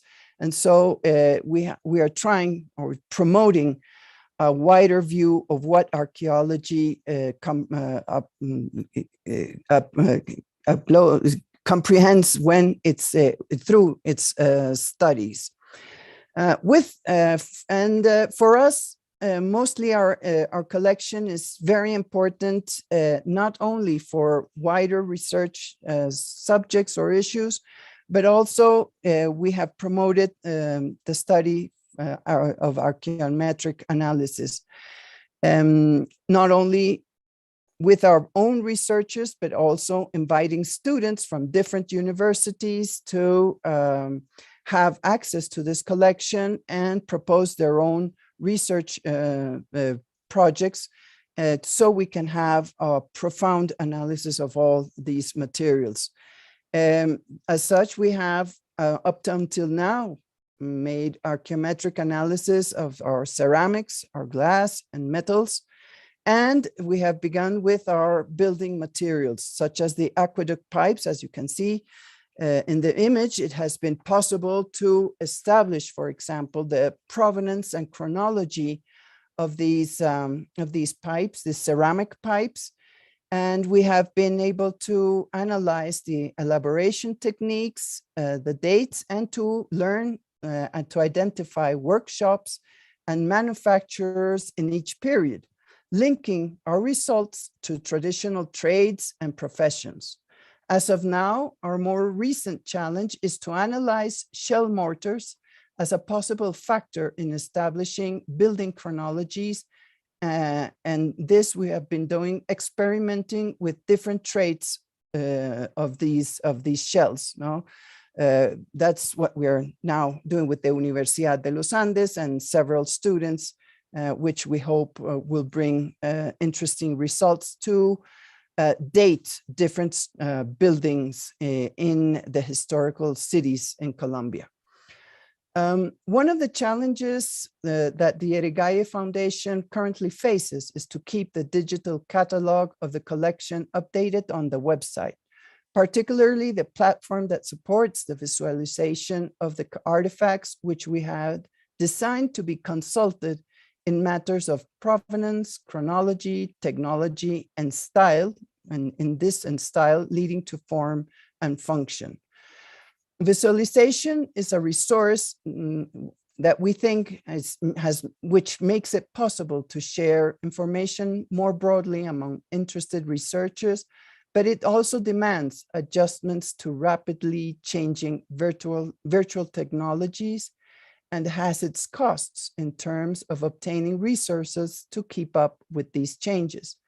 And as many, we are also heading to the imminent problem of space to house more samples to be added to the collection. We seek, and for our future and the strengths that we seek for the future, we seek to expand and improve the networking with other collection holders, research centers, and professionals to promote cross-regional studies. The historical archaeology materials in our collection are the result of transcultural and modern knowledge, which through colonial and capitalist trade routes, both local and foreign materials came to be distributed throughout the continent. We welcome new research perspectives and questions of our samples made to our samples as a means of generating a dynamic preservation process of the collection. For example, we encourage a wider perspective in the slave trades under colonial domination. This is the case of ceramic manufactured by slaves in a Jesuit workshop in Cartagena de Indias that circulated between the other colonies in the Caribbean area.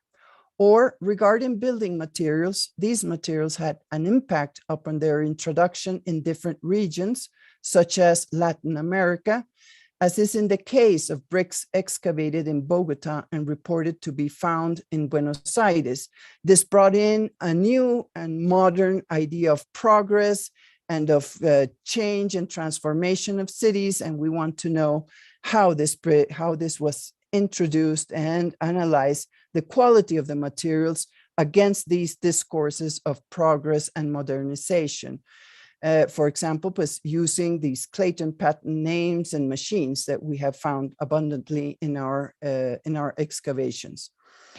In conclusion, we consider it a priority to establish links with researchers working on similar topics, as it is important for us to share scientific resources and information, and as such, to provide a means of obtaining resources to maintain the collection.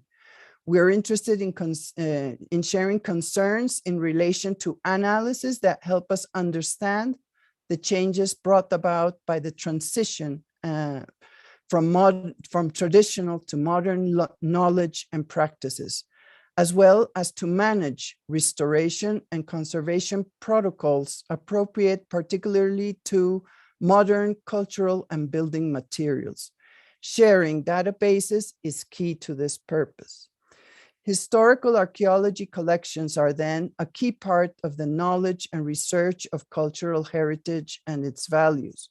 Open access and networking are crucial for a better and broader understanding of these collections and their significance, but also as a justification for the funding for the preservation of these collections.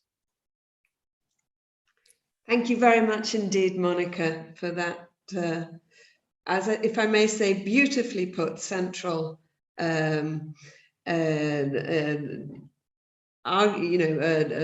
statement of significance, and also for demonstrating so beautifully through your collection how these are complex collections that are really being used to answer very complex problems, and how also through the use of digital tools and by organizing that knowledge, it is possible then to open up that research to others and to be able to share it and connect in order to come closer to answering the central question of understanding how we became modern. Thank you very much indeed for that.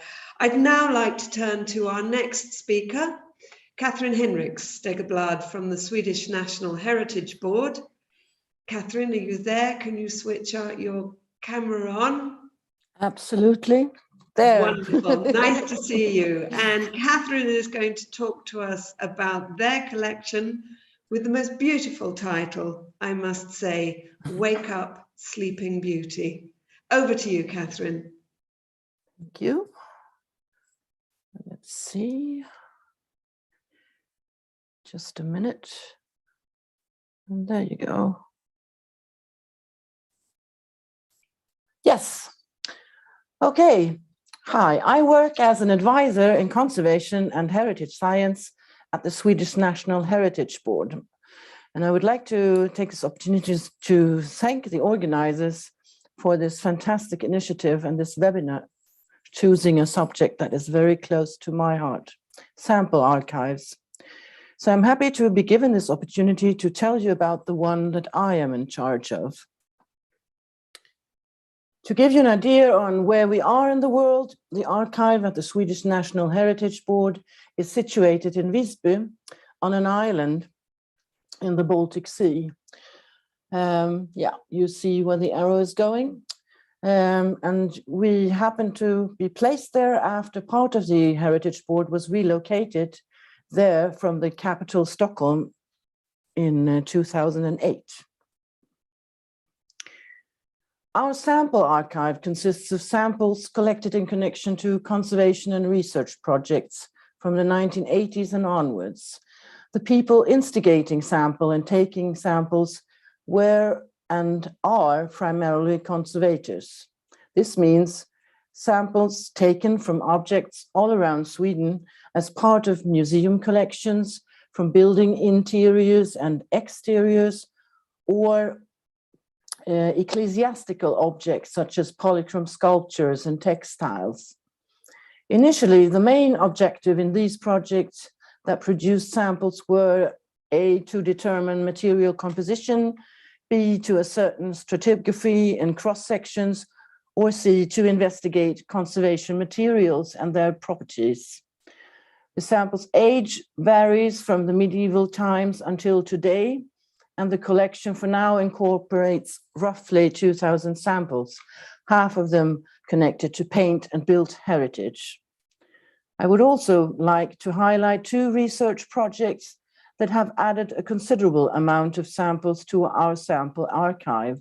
The first one consists of 338 samples from paint material collections from the Swedish Royal School of Arts, which spans over 100 years of artists' materials used in Sweden, and was investigated in 2003 to 2005.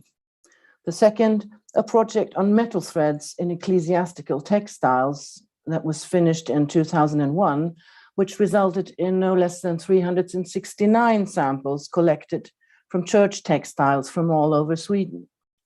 So in short, sorry, something happened.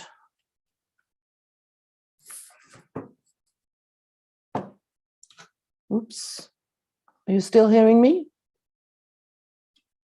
Yes, we are, Catherine. Sorry, I Fine. lost my thread. We just need to go forwards with the slides. I think that for some reason it went back. Right. No worries. Well, shortly, our sample archive could be of great value to researchers both nationally and internationally, if only they knew what it contains. It's currently mainly used as a resource for our department and guest researchers who visit our laboratory physically. When we try to describe the strength of our sample archive, the list is rather short. Yes, we have a dedicated room for samples with appropriate ventilation within our laboratories. And yes, it is possible to access the archive physically for researchers that are not part of our staff. Since our department's relocation, however, the archive has been ordered, structured, according to location where the samples originate from and project number or date when the samples were taken. We also had help during the years with registration of samples and estimation of their continued usefulness with regard to the amount of accessible documentation in connection to each sample and the degree of contamination that could be noted on aged embedding. Other preparations methods as well, or their containers. This resulted in a policy for use, acquisition, and even destruction of samples. The list of challenges is far longer though. The samples, when they were collected for the specific purpose of answering questions within one project, not necessarily considering their potential usefulness in other projects or even as archive material. The depth of documentation varies. Some are documented. Most samples, however, come with only scarce documentation. Physical access for researchers and other stakeholders is possible, but in reality, very limited as we are situated on an island.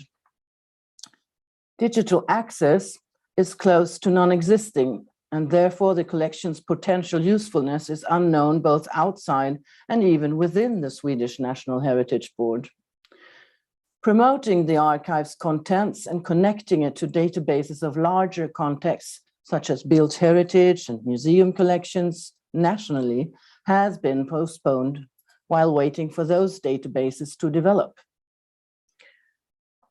To enable digitization of the collection, terminology, classification, and attribution need to be agreed upon by both managers and users of the sample archive.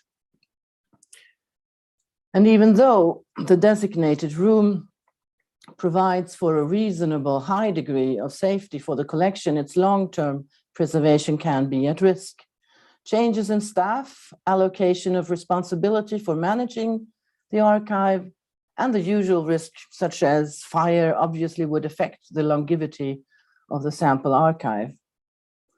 The last point concerns sustainability, as some of the preparations and embeddings of samples eventually will contaminate the material, and therefore it's vital that photos and reliable analysis are executed and very well documented from the start.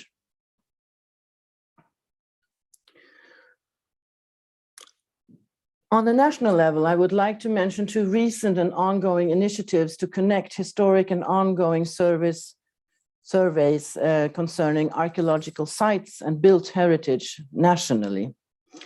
The first one is called DAP, Digital Archaeological Process, with a scope to make information from sites and excavations digitally accessible. The second is called BBR, Building Information Register, a database that already exists but is currently undergoing a renewal and hopefully will be updated and revitalized in the near future and generally concerns built heritage. Both these initiatives provide know-how, experience, and terminology to enable future incorporation of documentation from our sample archive. A third national initiative to connect scientists and researchers is Heritage Science Sweden Network, in short, HSS, which was established in 2018 and actually is having a similar webinar tomorrow and the day after tomorrow here in Sweden, where we are looking to share resources, instruments, and results of analysis, and even connect to similar European and global initiatives. The critical part is to find the connecting points so the information from many small projects can enhance existing knowledge. Other sample archives in Sweden could then connect to our archive, increasing the number of available data and documentation, and thereby facilitating a basis for new in-depth research on samples from heritage objects in Sweden. One example is from the Vasa Museum, home to a 17th century warship that houses a collection of no less than 12,000 samples from textile and leather clothing found in connection to the excavation of the ship during the 1960s. A current research project there is documenting and analyzing these samples in hopes to make results digitally accessible soon. It would be wonderful if more institutions in Sweden could join in an effort to make their sample archives available nationally. But it would, of course, be even more fantastic if Swedish samples could be accessed and studied internationally, just as Swedish researchers certainly would gain from accessing samples from other countries. That being said, again, we would like to thank the organizers of this webinar for this initiative. Me and my colleagues, Elissa Andersson and Åsa Larsson, hope this network can be a starting point to collaborate on eliminating the obstacles and enable our collective sample archives to connect and truly awaken their potential for heritage science and research. Please, make contact if you would agree. Thank you. Thank you so much for that, Catherine. That was absolutely lovely. And also for reminding me where Gotland is on the map. I'm quite envious of you. It's such a lovely place. Very lucky. Visby in particular is particularly delightful, if I remember correctly, although perhaps more so in the summertime. I imagine it must be quite cold with you by now. Yeah, we had snow today. Yes.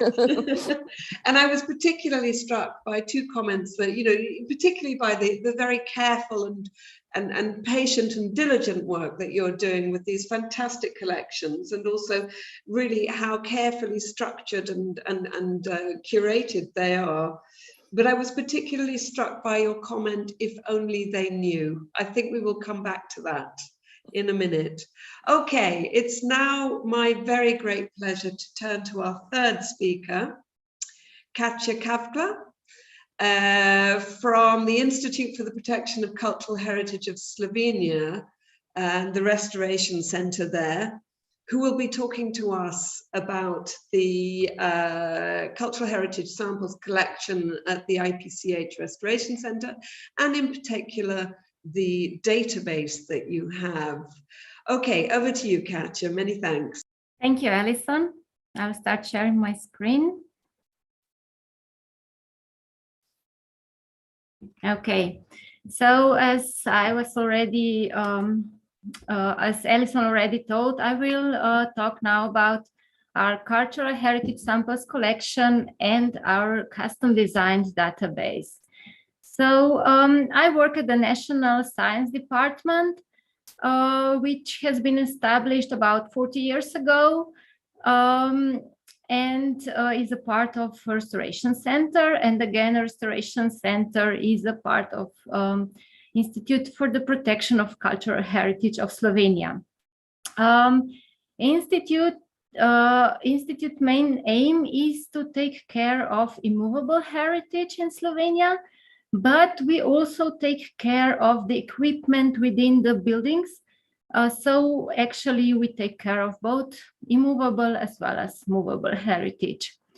And since we are one of the few laboratories in Slovenia which deal with cultural heritage, we also collaborate with different museums, galleries, with archaeologists, which are also part of institute, or institutions which are not part of institute, but take care of cultural heritage. So in our archives, we have samples which have been extracted from different objects, cultural heritage objects, of different dates and types, from prehistory to modern era, and from, I don't know, let's say immovable buildings, plasters, paintings, statues, puppets, archaeological wood, music instruments, plastic phones, or so I won't continue. And all this is contained in our heritage archives, which look like this, as you see on the picture. So we, the samples are here strictly meant as parts extracted from objects. So we don't have whole objects or parts of objects, but really mainly small particles extracted from objects, as you see here, or a bit larger one if the objects allow us. In our archives, we keep over 28,000 samples from almost 3,000 objects, mostly from Slovenia, but since the department started when we were still part of Yugoslavia, there's a few objects from former Yugoslavia. Samples are stored as raw samples, as you can see here, or as cross sections. We have also a separate base of thin sections. And what is our probably our specialty is a 3-letter code, which each object that comes to our laboratory gets. This allows us to differentiate between different objects, between different projects, and then the samples get numbers according to the sampling procedure. So this 3-letter code allows us that we can shortly label our small samples, as you can see here, with longer words we could not put on such small piece of paper on visible on this cross section.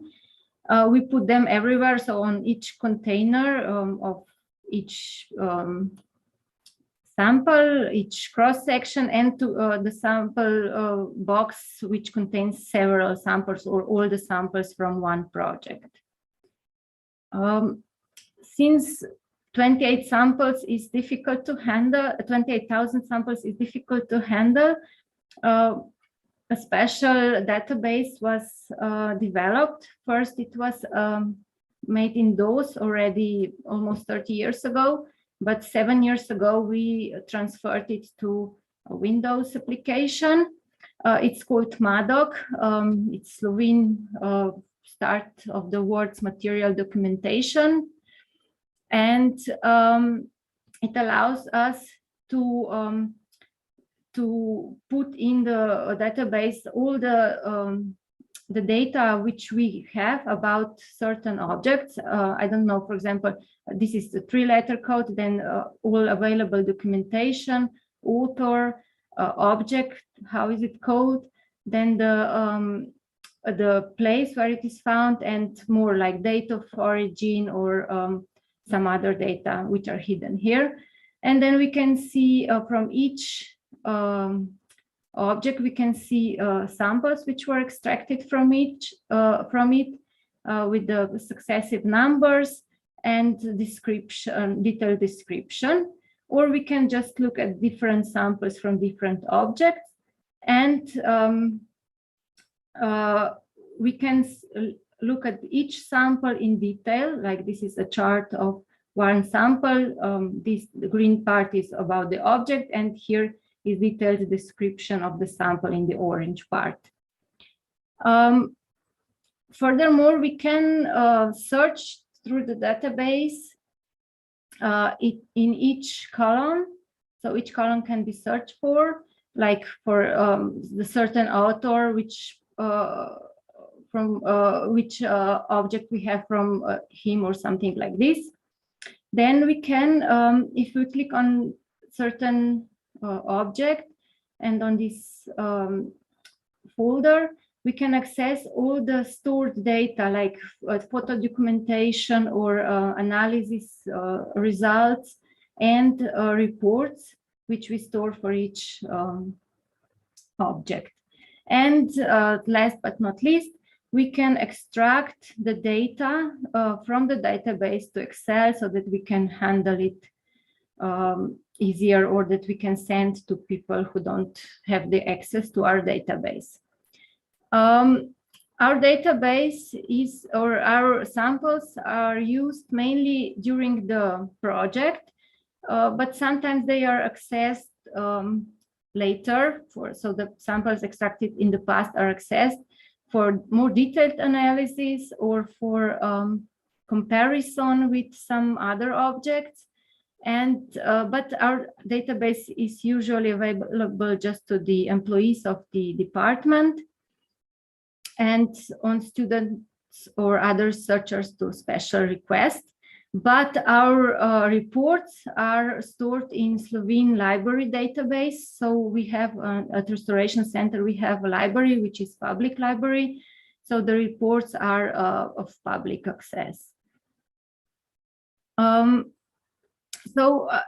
our database has been developed for 40 years, we think that it works great for our needs.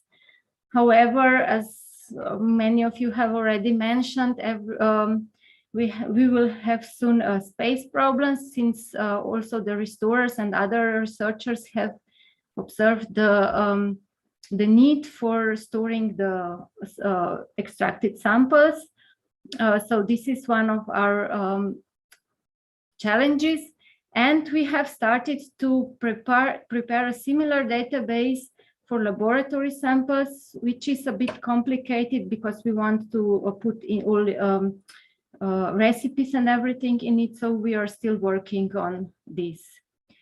And if I can conclude my talk, I would say that a good database and samples together with analysis results represent an important part of the documentation, which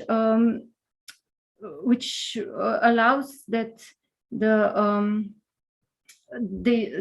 objects are not furthermore damaged, as if you have already samples, you don't need to extract new ones. If you have the results, they remained. I go back to the first presentation of today, but I really agree very much with Mr. Rehren. So thank you for listening, and thank you for giving me the opportunity to present our work. Thank you very much indeed, Katja. That was really wonderful. And again, really, really impressive, patient, careful work going on there. And very impressive the way also in which you are really organizing and connecting that knowledge, and that being the key way that really starts to unlock the value of these collections, and really also for reminding us, they seem so, in your case, it seems so absolutely ready to start to be able to connect and share all that fantastic knowledge and really to stimulate more research. But the key there is really getting it out and extending across institutions and really being able to connect these connections. So that's a really wonderful common thread coming out here. And thank you so much for that presentation. Now we are going to take you back to Colombia, and I would like to, yes, there you are. I see that, John, you've already turned your camera on. And now we're going to be hearing from the Externada de Colombia, Jean Garcés, who will be talking to us about the scientific information system on art and heritage. So I sense very much a continuation upon a theme here. Thank you very much, and over to you. Hello, good afternoon. My name is William Gamboa, and I'm here on behalf of my colleague John Garcés. So I'm going to read his text. So I'm going to read. We would like to start with the description of this project. The cross-section sample bank held by the laboratory of the Faculty of Cultural Heritage Studies in this university, Universidad Externada de Colombia, comprises 12,500 cross-sections samples collected from more than 1,800 culturally significant Colombian heritage objects, including paintings, sculptures, murals, ceramics, and ceilings, dating from the 16th to 20th century. The samples were collected from 1975 to 1995 by the National Center of Restoration, a state institution that closed in 1997, and from 1998 onwards by this Universidad Externada de Colombia. Although the sample of the state of preservation of the physical samples is acceptable as an information resource, the sample bank is currently disused, with most of its information disassociated. From 1998 to 2011, the Universidad Externada de Colombia, a private university which laboratory of the Faculty of Cultural Heritage Studies is attached, contributed to more than 7,866 cross-sections to the sample bank through scientific analysis carried out on more than 1,000 Colombian heritage objects, dating from the 17th and 18th centuries. These works originate from the Central Pacific and Caribbean region of the country, with iconographic themes of Maria, angels, portraits, historical and Christological scenes, coat of arms, and landscapes. Currently, these samples information bank is physically preserved, as I already said, and at this university, but the information as an information resource, but this cross-section sample bank is in disuse, with most of the information disassociated and acceptably with a good optimal state of preservation. Further ethical issues arises in the fact that this is an ethical problem in conservation heritage, since in many cases, these paintings and other material of cultural heritage objects that we have worked with are stolen or lost, leaving only the technical documentation with their respective photographs. Hence, the importance and value of the information and the remaining technical documentation, associate photographs, and preserve cross-section samples have a very important value as material evidence, in some cases as a unique and irrepeatable for this heritage throughout the country. Let's move to the strengths. The sample bank represents an archive of of national importance on account of its cultural and scientific value. It contains physical samples from cultural significant objects, including very diverse type of objects, paintings, ceramics, as we already said, from different museums and churches and institutions throughout Colombia. Sadly, the sample bank is also a last witness of many of the objects that I already said that are lost. The samples are associated with hundreds of technical reports from scientific studies financed by or supported by the Ministry of Culture, with public resources. Yet, the access to this information contained with this important resource is not possible, as the center was closed. The sample bank does not have a functioning digital catalog beyond a basic database, Excel database, containing only basic metadata sufficient to identify the storage location of each physical sample. Meanwhile, internal researchers from this laboratory have access to the collection. Only a few external researchers are aware of its existence. From 2017 to 2019, the author of this, my colleague John, did his master research, was undertaken on a group of 120 samples from the 17th to 20th century paintings, with the aim to develop an open access resource, that is the name of the opponents, Scientific Information System of Art and Heritage, SICAP. The goal was to reconnect this disassociated data and produce more over than 20 years of research within a relational database for public access. The main challenge of this project is maintain the samples and their associated physical records together as a single in a single site. Due to the plans to move the laboratory to another buildings within the university, the samples are in risk of becoming physically distant and from their associated written reports. A further challenge is the creation of a digital catalog to connect this information and allow open access sharing to share this sample bank in the future.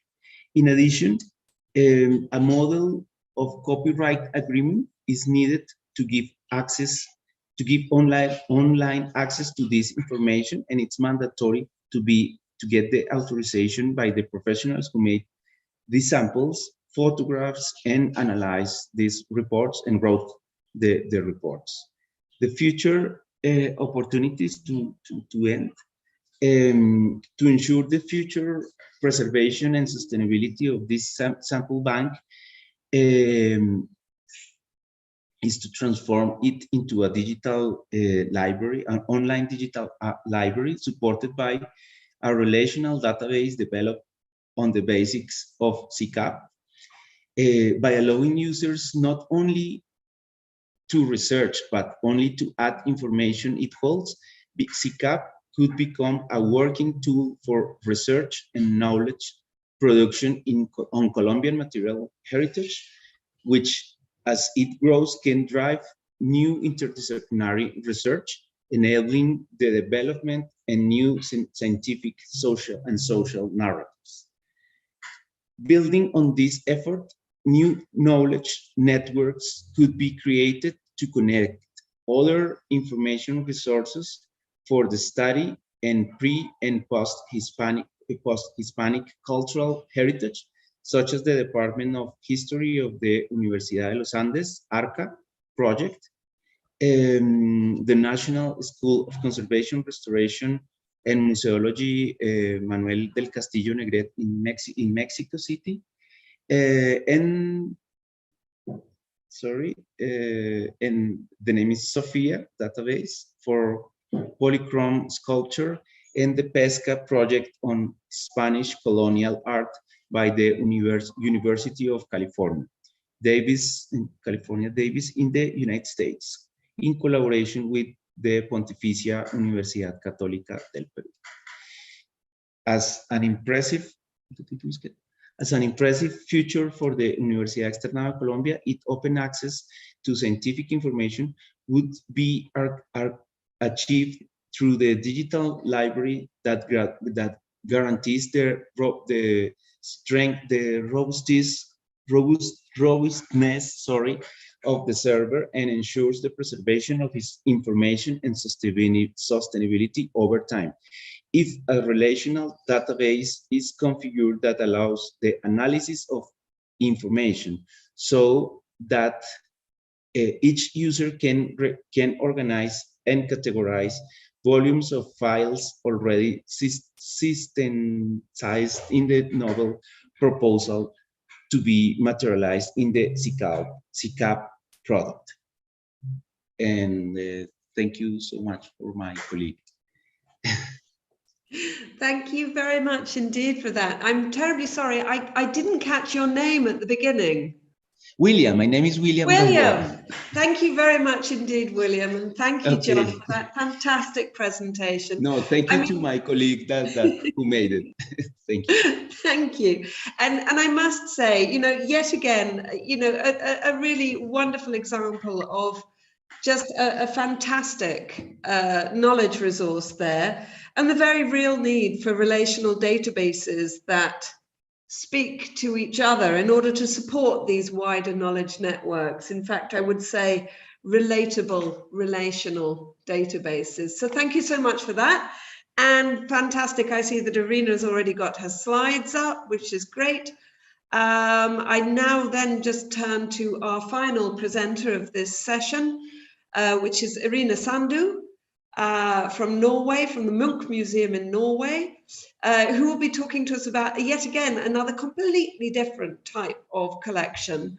I think we really have seen the wide diversity of what samples archives are and can be.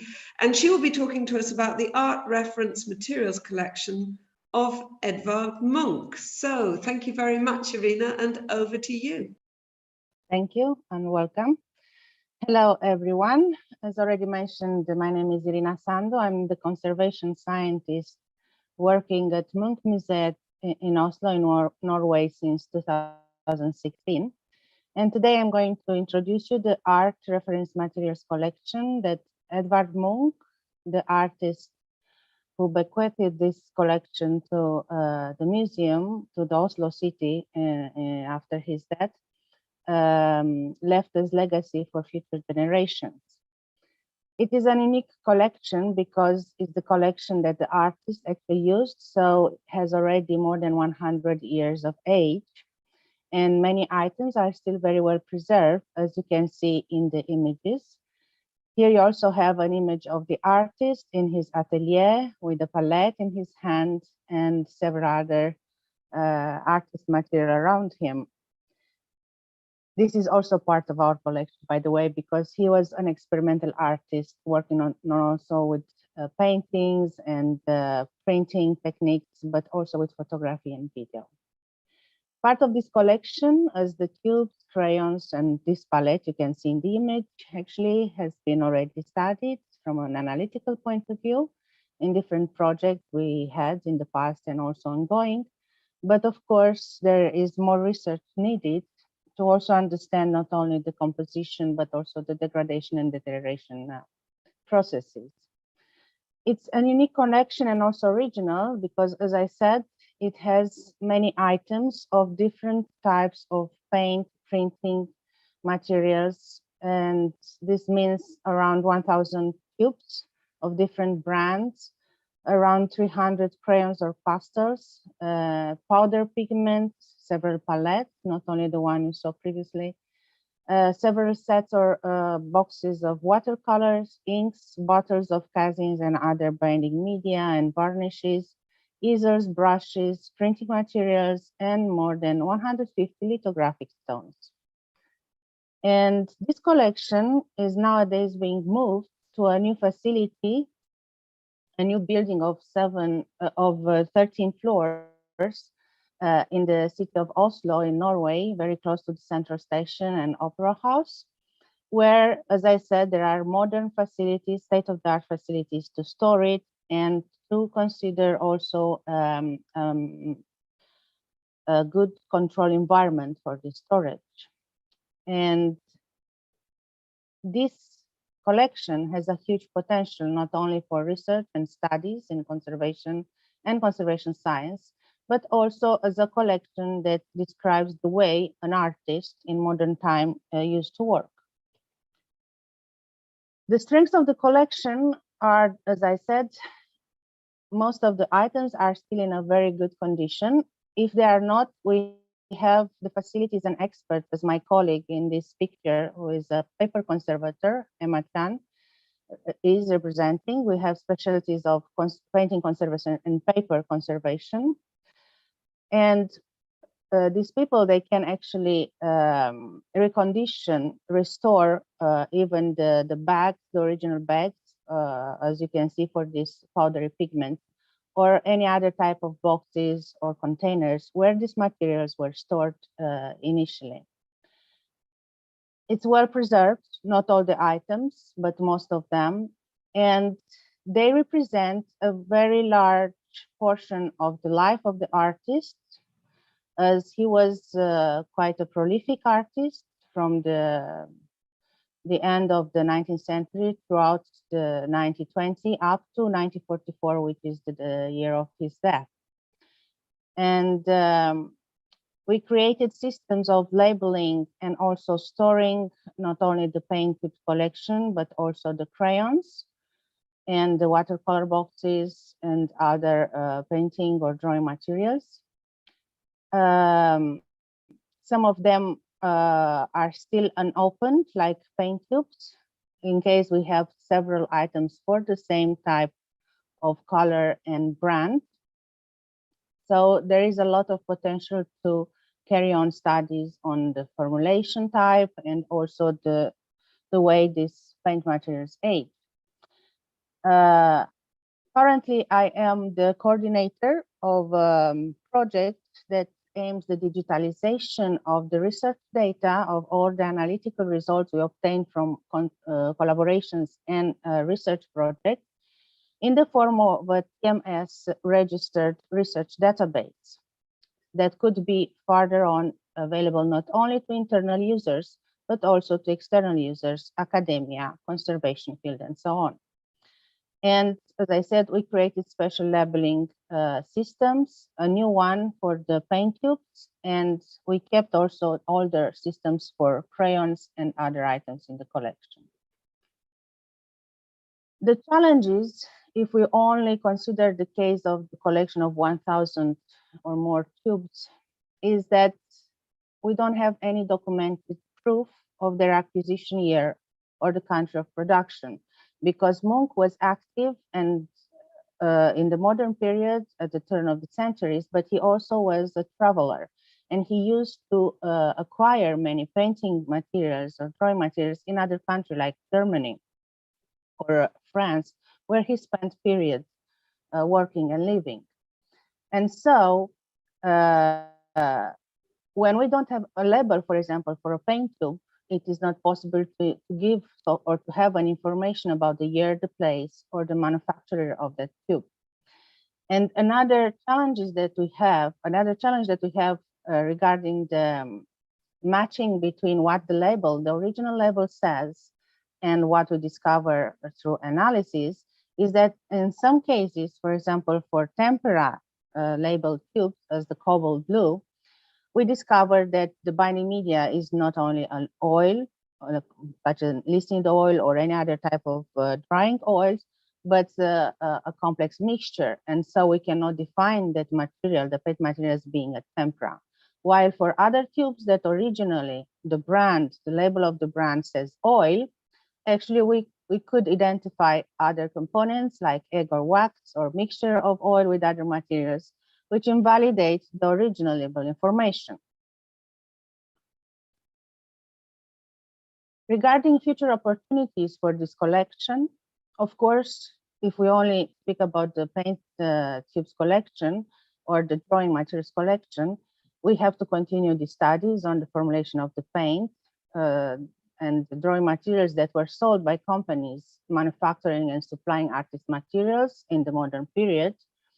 And we know that some of these brands like Winsor & Newton are still active today, while others disappeared. And of course, it's important that we try to have an exchange of information with the brands or with other institutes or researchers doing this kind of studies.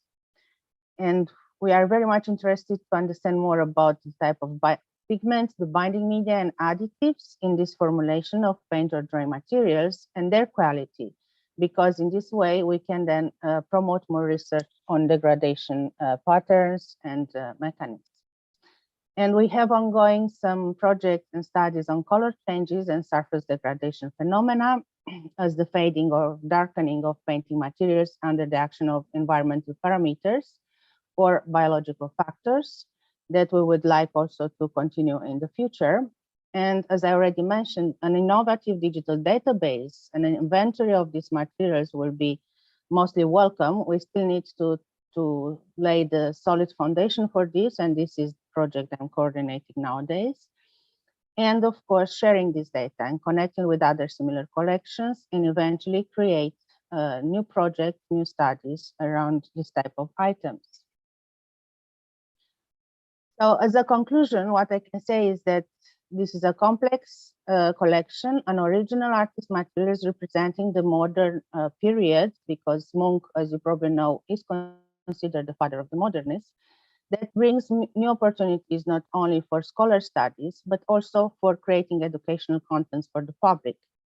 And there are many lines of new research that we can develop further and studies that will bring more knowledge about creating this complete overview of the material composition, but also of the phenomena of degradation and deterioration that the collection displays in relationship to also the object collection we have, because the collection at Munch Museum is not only artist reference materials collection. Actually, this is considered a kind of more, let's say, second-hand collection with respect to the corpus of objects we have that are paintings on canvas and cardboard, prints and drawings on paper and cardboard, and some sculptures. And in the future, probably there will be more acquisition also oriented towards the contemporary artists. And so I'm very open for future collaborations, and I really hope that we can create more interesting connections and bring more results to the study of the collection too. And thank you for your attention. Thank you very much indeed, Irina, for that. That was absolutely fascinating, I must say, and just a fantastic insight into the creative process of such a well-known artist. But I also think must be incredibly useful also just for the study of other artists of the period and going forward. So really, really wonderful and very evocative collection there, which must have a huge amount of public interest potential. So I just want to say thank you to all of our fantastic speakers so far this afternoon. And since we're running slightly late, actually, I think what we're going to do is we're going to do a slight change to the programme, in that we're going to now roll the 2 question and answer sessions together into one. So I would like now if the speakers from session 1, as well as all of those from session 2, can join us. If you can switch your cameras on, that would be great. And also I would like to introduce Fenella France, who is the head of the Preservation Research and Testing Division at the Library of Congress.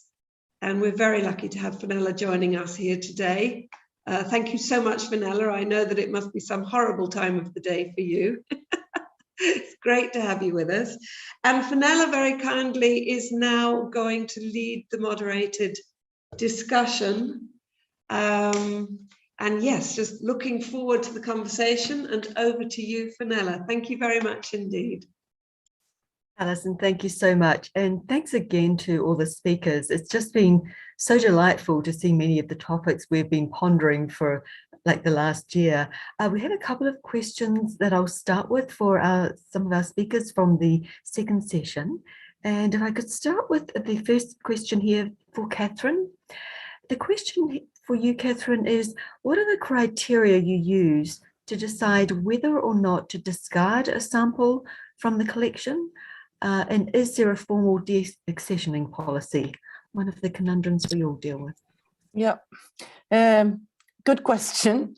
As I said in my talk, we moved from Stockholm to Visby, and then we even moved the collection within the building to another place, which made it at least 2 opportunities to revisit all samples and decide whether or not they were still on the go to be included in our collection. And the first and primary criteria was, of course, is there any documentation?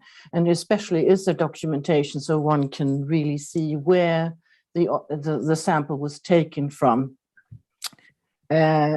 In recent years, we apply the rule of any sample going into the collection must be accompanied by a sample protocol where you note exactly all the necessary information needed to be able to revisit a sample. So that's basically it. Then I should say, in a way, I would wish that there was returning revisitation of the collection, maybe not every year, but with a good interval to just check if there are samples that have gone into decay so much that they cannot be used anymore.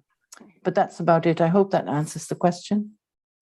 That was absolutely beautiful, Catherine, and it ties wonderfully to the next question that intrigued me, because we've dealt with this as well. Irina, what's really interesting, your comment about the contents of the containers, and then when you did the analytical results, how fascinating. So Irina, if you could talk a little bit about with the contents of the collection, how did you deal with the differences in the manufacturer's label and listing the medium? Did you keep the original information? Did you add the new? How did you relabel that new analytical data? So first of all, there are very few items that are actually displayed, like paint tubes or crayons that are displayed in exhibition environment.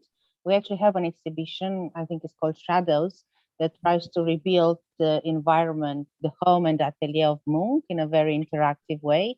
And there are some items displayed there, but I don't think there is any correction to the original label. So probably if, let's say, the label is oil, they would probably present it as oil, because I'm not even sure if those items were analyzed.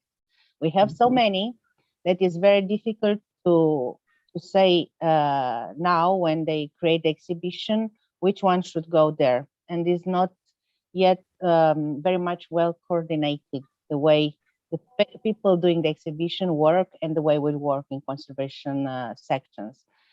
So yeah, I have to work more in actually convincing internally the people in the exhibition sector that the research data we produce now would be very interesting to somehow explain some of the things about the formulation, how the manufacturer used to adulterate some paints because it was cheaper this way and so on.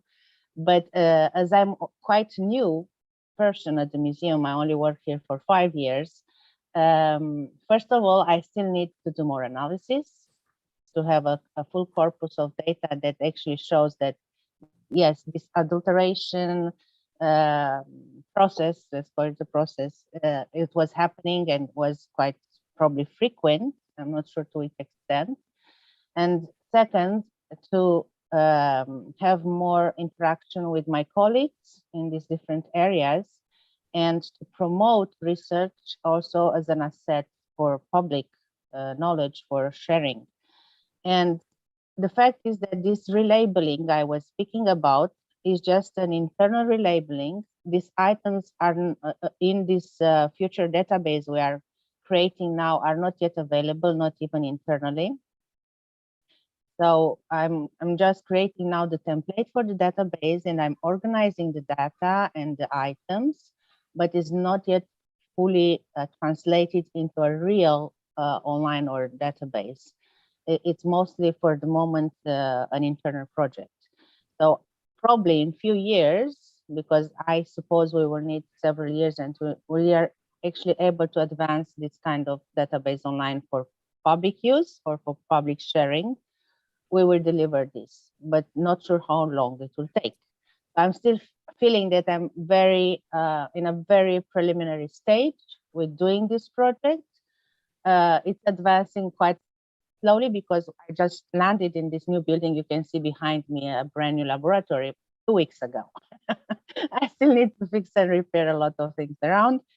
So I'm trying to take it step by step because there are many projects happening and there is a focus on digitalization in the policies of the museum right now, but still it will take some time until we will have the complete overview.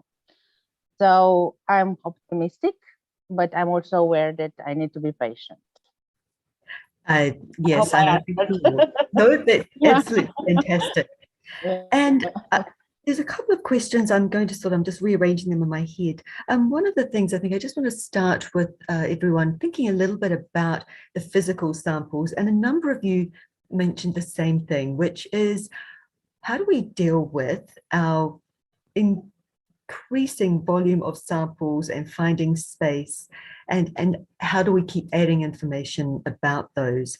I just wondered if anyone from the first or second group had any comment on that, just to think about. And while you're pondering that, I wanted to go back to Monica, a very interesting point you made, which is something that I will say we've dealt with also, which is this continuing change of new technologies for how do we visualize, how do we get things out there. Monica, did you want to touch on that a little bit in terms of how you may have dealt with changing visualizations for your collection? Well, at the beginning when we, thank you, Fenella, when we started with this visualization project, we had a lot of funding and we kept it through the years with these changing platforms and technology. But lately we have had more difficulties because we not only have had problems for looking for funding, new funding, because they say, but you already had it. What's wrong with it? I mean, that can work, and they don't understand that these technologies have been changing, and it has been a problem. But we also had with the last platform we had, we were hacked, and that was, I mean, really, really terrible. It was. Well, we had all kinds of firewalls and everything, but it was completely hacked, and that mostly destroyed what we had done before. So that's something that we have to take care about also. And well, we are now again trying to rebuild all what we had through a new project that we are looking for resources. Well, it's in process, so we probably will have something again, a new platform in next year. But it has been very difficult. It has been very difficult. Yeah, terrible. I mean, it was really awful to open the page and see all this, scrambling and the images and well, and you can imagine the text and things. It was really terrible. Yeah.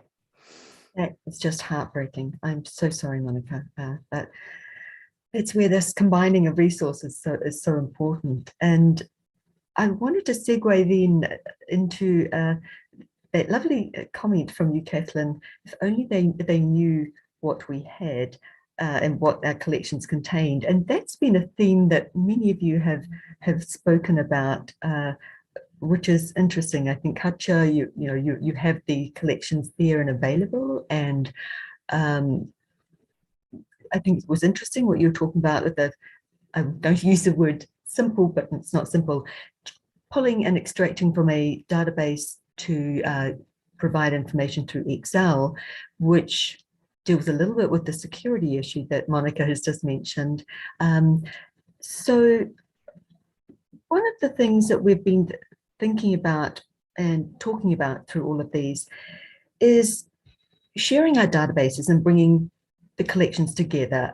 John and William, you talked about allowing researchers to add information, which we've talked about too, but as Monica just noted, we keep thinking about how do we make that secure, and we put the information and we quarantine it before we let them upload it. There's all of these things.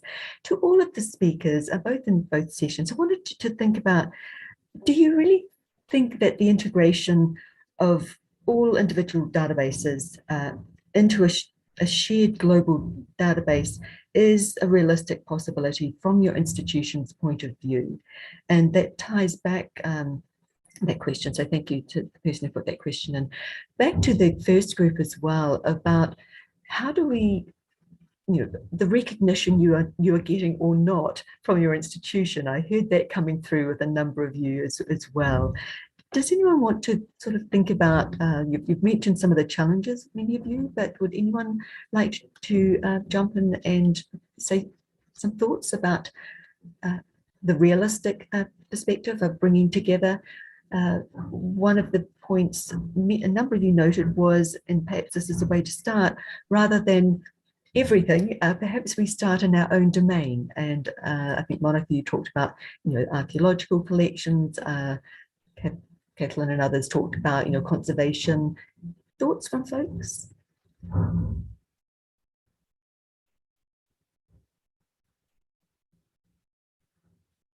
It's a daunting concept.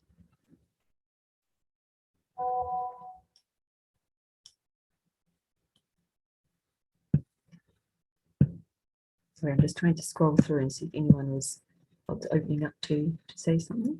I could say something. In my case, it was the first, let's say, the first job I had in a museum, not in an academia, because I come from academia. I have already more than 20 years of practice and experience in research. What I found mostly difficult here was to engage in an interdisciplinary dialogue with other expertise and competences, and to make them actually understand that my work is not just a singular job around the collection and in specific addressing conservation issues of the collection, but that actually can also benefit other sectors we're representing, because a museum is a creative industry. So research can actually be a creative asset or starting point for further contents to be promoted for the public, not only the specialists. So I'm still working on this aspect, but sometimes I feel I'm not sure if it's a mentality issue or it's a general issue that museums have nowadays. There is a trend to think that science is heavy, science is a barrier towards, meeting the public, and it's not interesting at all because it's too specialistic. Where I ever actually think the opposite. Science is sexy, science can be translated in an educational context that can be fun, science is interactive, and science and art is a very interesting field to approach.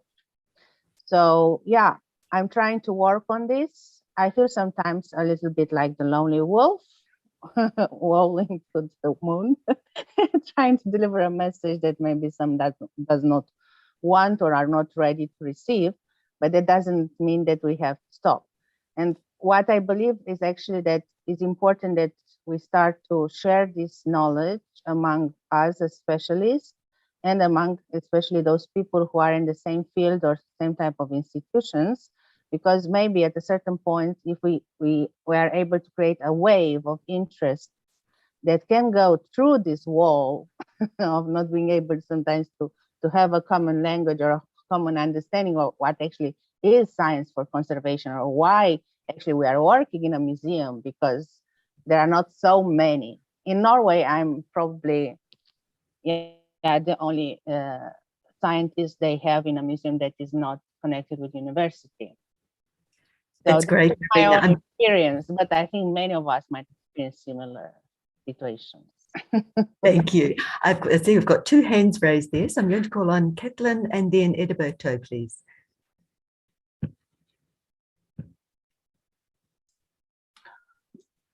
And do you hear me now? You do, thank you. Yeah, okay. No, I was also thinking about the discussions here when they develop the bigger databases. They're always trying to talk about a minimum of information, and that's a little bit about choosing if we want something quick and easy, or to spread quicker and to collect quicker. There has to be a minimum amount of information that is is passed on, and that at least gives the researcher an idea of, I can look here, I can contact here, here, and here, just to find connecting dots. Maybe, yeah, and that's the difficulty. And they even find it then concerning the built heritage documentation that is available or should be available on the national level, talking about how little can we agree upon in order to make it start running. Then once you have the skeleton, or whatever you would call it, the spider web, the first spider web, then you can make it more finer tuned. That's a fantastic point, Gatlin, which is, you know, we can spend 5 years deciding what that metadata could be, or we can come up with some simple terms and get it out there. So brilliant, thank you. Edberto, I saw you had your hand up. Did you want to? Yeah. Fantastic. Yeah, in my university, in Bulacan State University, I can testify to you that even though our university is a well-concentrated university in engineering, but our president and the community, academic community in my university is recognizing our archaeological collection samples. And I think in provincial level, there's a quite tricky the way we how we introduce our archaeological material, how important they are, because honestly speaking, in Bulacan, in our province, archaeology is not that known field in our province. So most of the time, they address us as a treasure hunter, not an archaeologist. So that's a problem. Well, in the national level, there's a proper and legal way how we can recognize the site or the archaeological collection we have. And right now, we are trying to apply in the National Museum to make them understand how important our collection. And basically, we need to publish more articles and do more public exhibit for the public to recognize how important they are. And basically, the most important thing is the people who live in the site in Biak na Bato is now recognized and know and educated how important their site is in terms of Paleolithic and Neolithic research in the Philippine prehistoric time period. So we're going there in national recognition. That's fantastic, and that is such a challenge, I think, for all of us within our institutions, within our countries. Wonderful. We have another question from the chat here, and the question is, does health and safety make it harder to justify retaining unanalyzed materials? At times, we at the Tate have been encouraged to dispose of unknown and unanalyzed materials. In practice, it's easier to retain tubes and pots of paints, but not bottles of paint medium that are unknown liquids. These can lead to only partial preservation of an artist's material. The very interesting challenge, and I can think that also applies to many materials that are, whether they're archaeological, whether conservation materials. Would anyone like to respond to that question about the challenges of health and safety, folks allowing us to retain unanalyzed samples?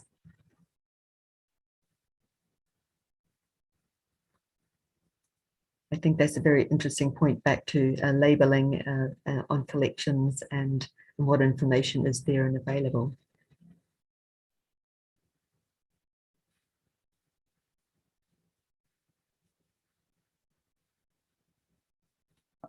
I can answer for myself. And for our collection, we don't throw anything yet. Actually, every fragment is very precious. I can say here it's very difficult to actually have a real samples from a real object that is not reference collection. I retain, I'm quite fortunate that I can sample this collection and nobody says, well, be careful. And yeah, it's a process. We have to be patient until it's also about how we want to approach the samples and the items in the collection. Because we, for the moment, I don't think we really have a real policy for how we deal with the sampling. I started to create some documents to retain them as a kind of policy guidelines for analysis, request of analysis, request of samples, what kind of samples, what we do with samples before, during, and after analysis or project. So yeah, more steps. But we don't throw anything for the moment. And actually some of the bottles and even the tubes or crayon, they are still like as they were bought in very similar condition. They were not open even. Others were partially used or completely used. We still can have some fragments of tubes or a tiny fragment of a pastel, but we try to not throw anything. It's part of the collection, so it's treated as such. Thank you, Irene.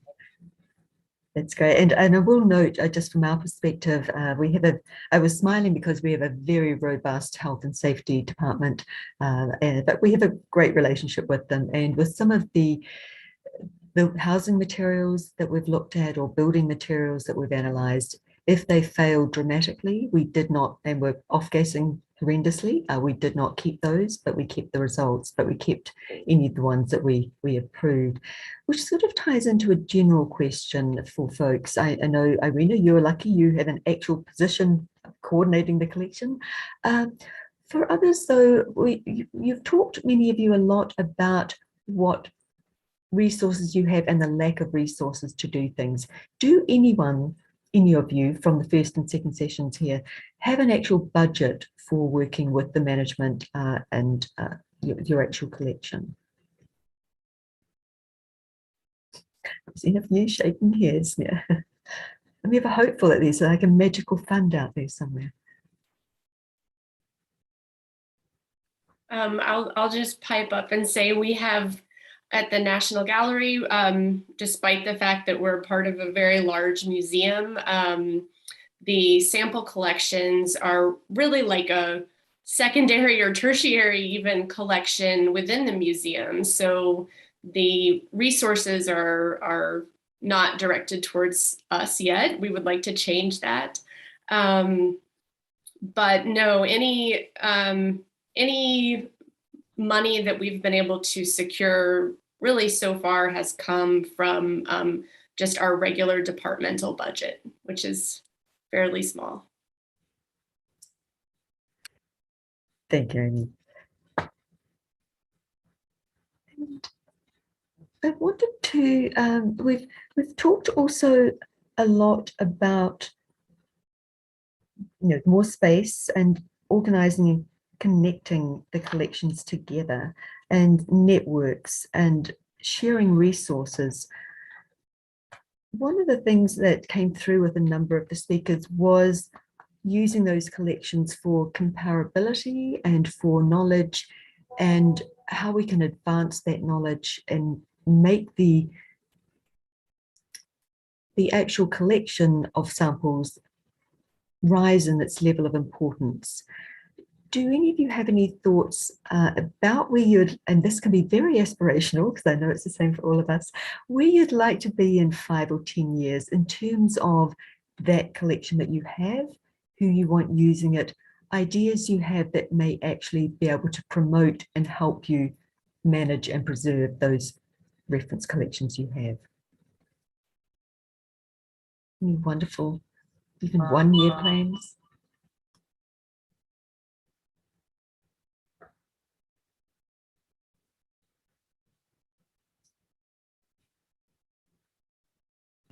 And I think as part of that, what's in your experience, what might be the most effective way to sort of raise awareness and interest in the samples?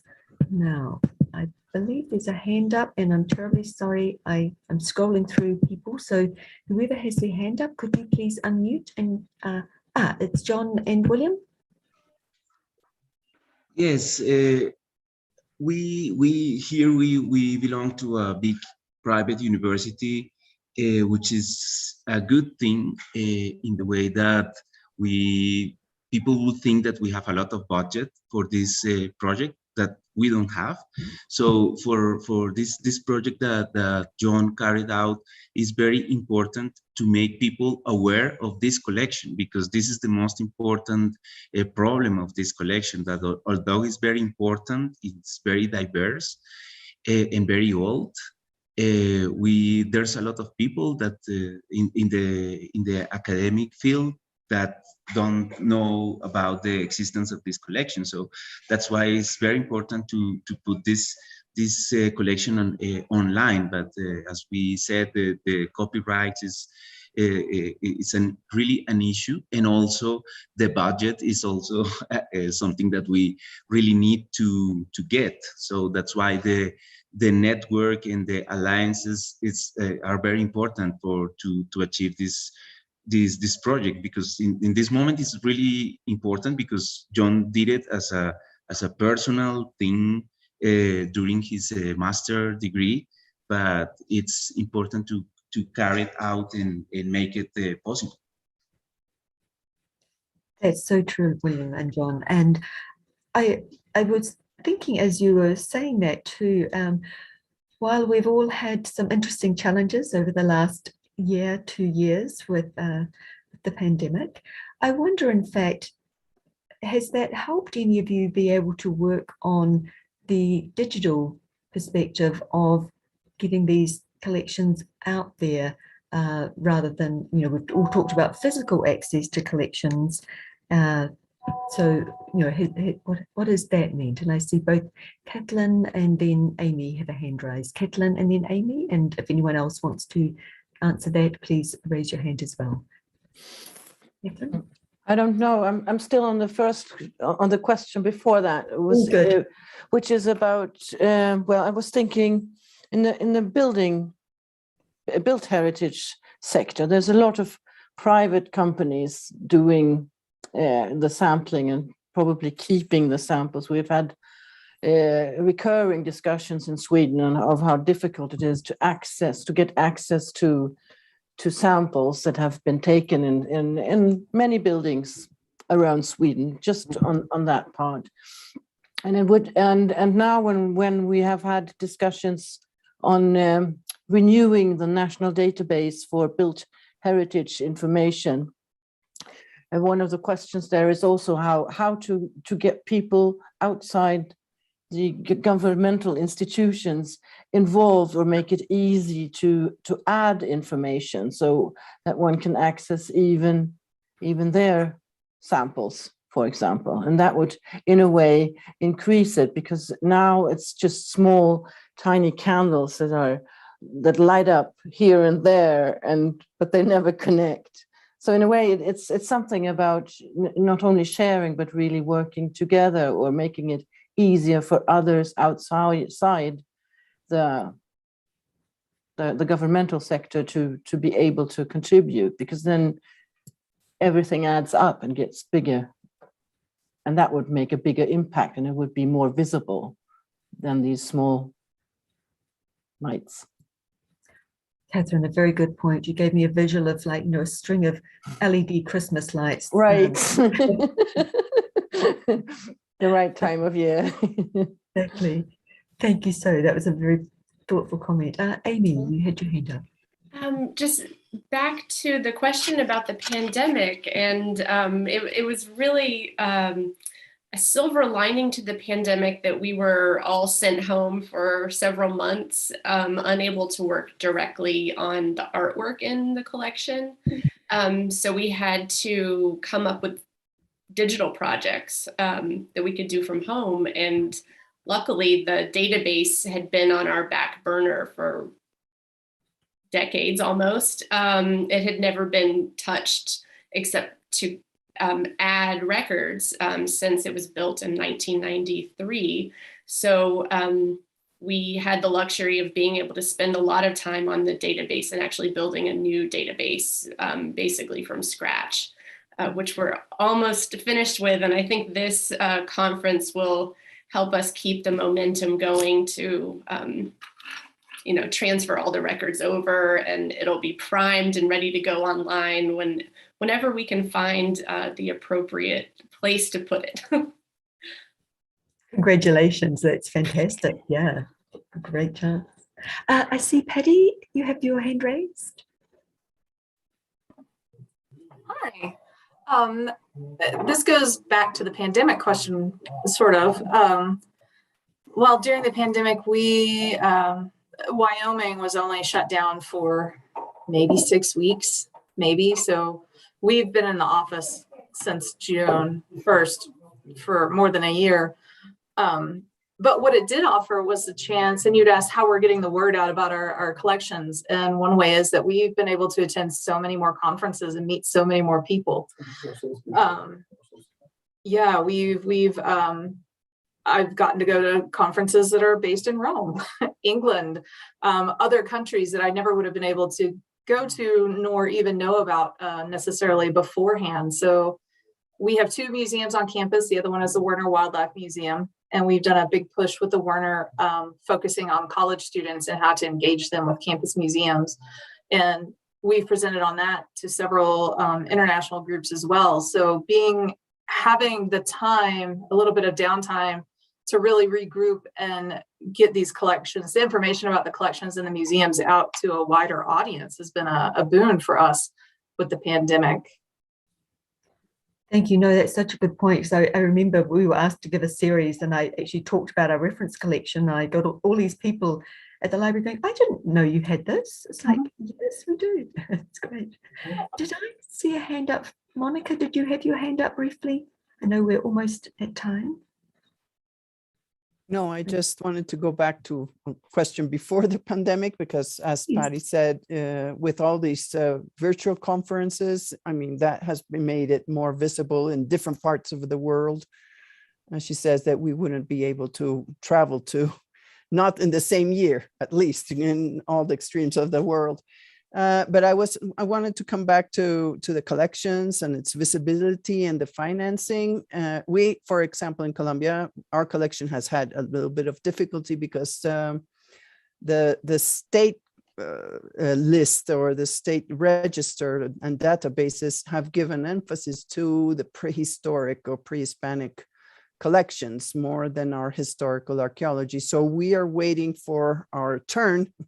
That will be probably in a few years, but we have engaged and made alliances with other universities in the Caribbean coast and Panama and other universities, and done this more in a collaborative stance with all these universities. And our project will be to expand to other universities in the South, for example, where we have connections also, and where historical archaeology is very strong, as well as in other countries. That will also, well, we hope, as Irina was saying, we hope also to encourage interdisciplinary work at our center. It has been a good work. We have established a way of working between different disciplines, historians, conservators, archaeologists, anthropologists, architects, and we have worked together, and it has been a very, very good a joint example of work. Well, short. No, that's fantastic, and it's so true, Monica. I think the more we can do with that. It's, you know, these presentations have just given us an amazing window into what incredible collections there are out there, but how does it, we don't, you know, until today, I didn't know about a lot of these collections. I'm like, wow, I wish I'd known about that, you know, 5-10 years ago. And then Catherine was talking, like, oh, I should tell her about our conservation supplies. And when Irene was like, oh, we have all of, you know, a cartoonist original, you know, materials that he used. And so there's so many common threads running through all of these. It's quite fascinating, but it's also very clear that we need to think very carefully about our terminology, how we get the information out there. You know, the visualizing it is so important, because if we can't see it, you know, you can read 5 lines of metadata, but the image really does tell you a lot more than that. You're like, yes, I want that to look at that one, not that one. And clearly we really need to work a lot to push for the open access, to connect our collections and find some way of sharing resources and making that visibility important. I come back, Monica, to your point, because it was something very dear to my heart, that comparability, that we can use the collection to compare and understand materials and work across very, very diverse audiences. I am just so wonderfully motivated and enthused with everything I've heard. I'm going to hand back to Alison at this point to wrap up the sessions for today. And again, thank you all. Literally, if people want to unmute and clap, please do, but just huge thank you to everyone. I'd like to say a big thank you to all of our speakers, a well-earned round of applause. And yes, I must say thank you so much to all of you. And I think the message that is certainly coming out loud and clear is the importance of connecting, but in particular that this needs to start with people working together. You know, we had this right at the very beginning from Thilo. I just see you there now, Thilo.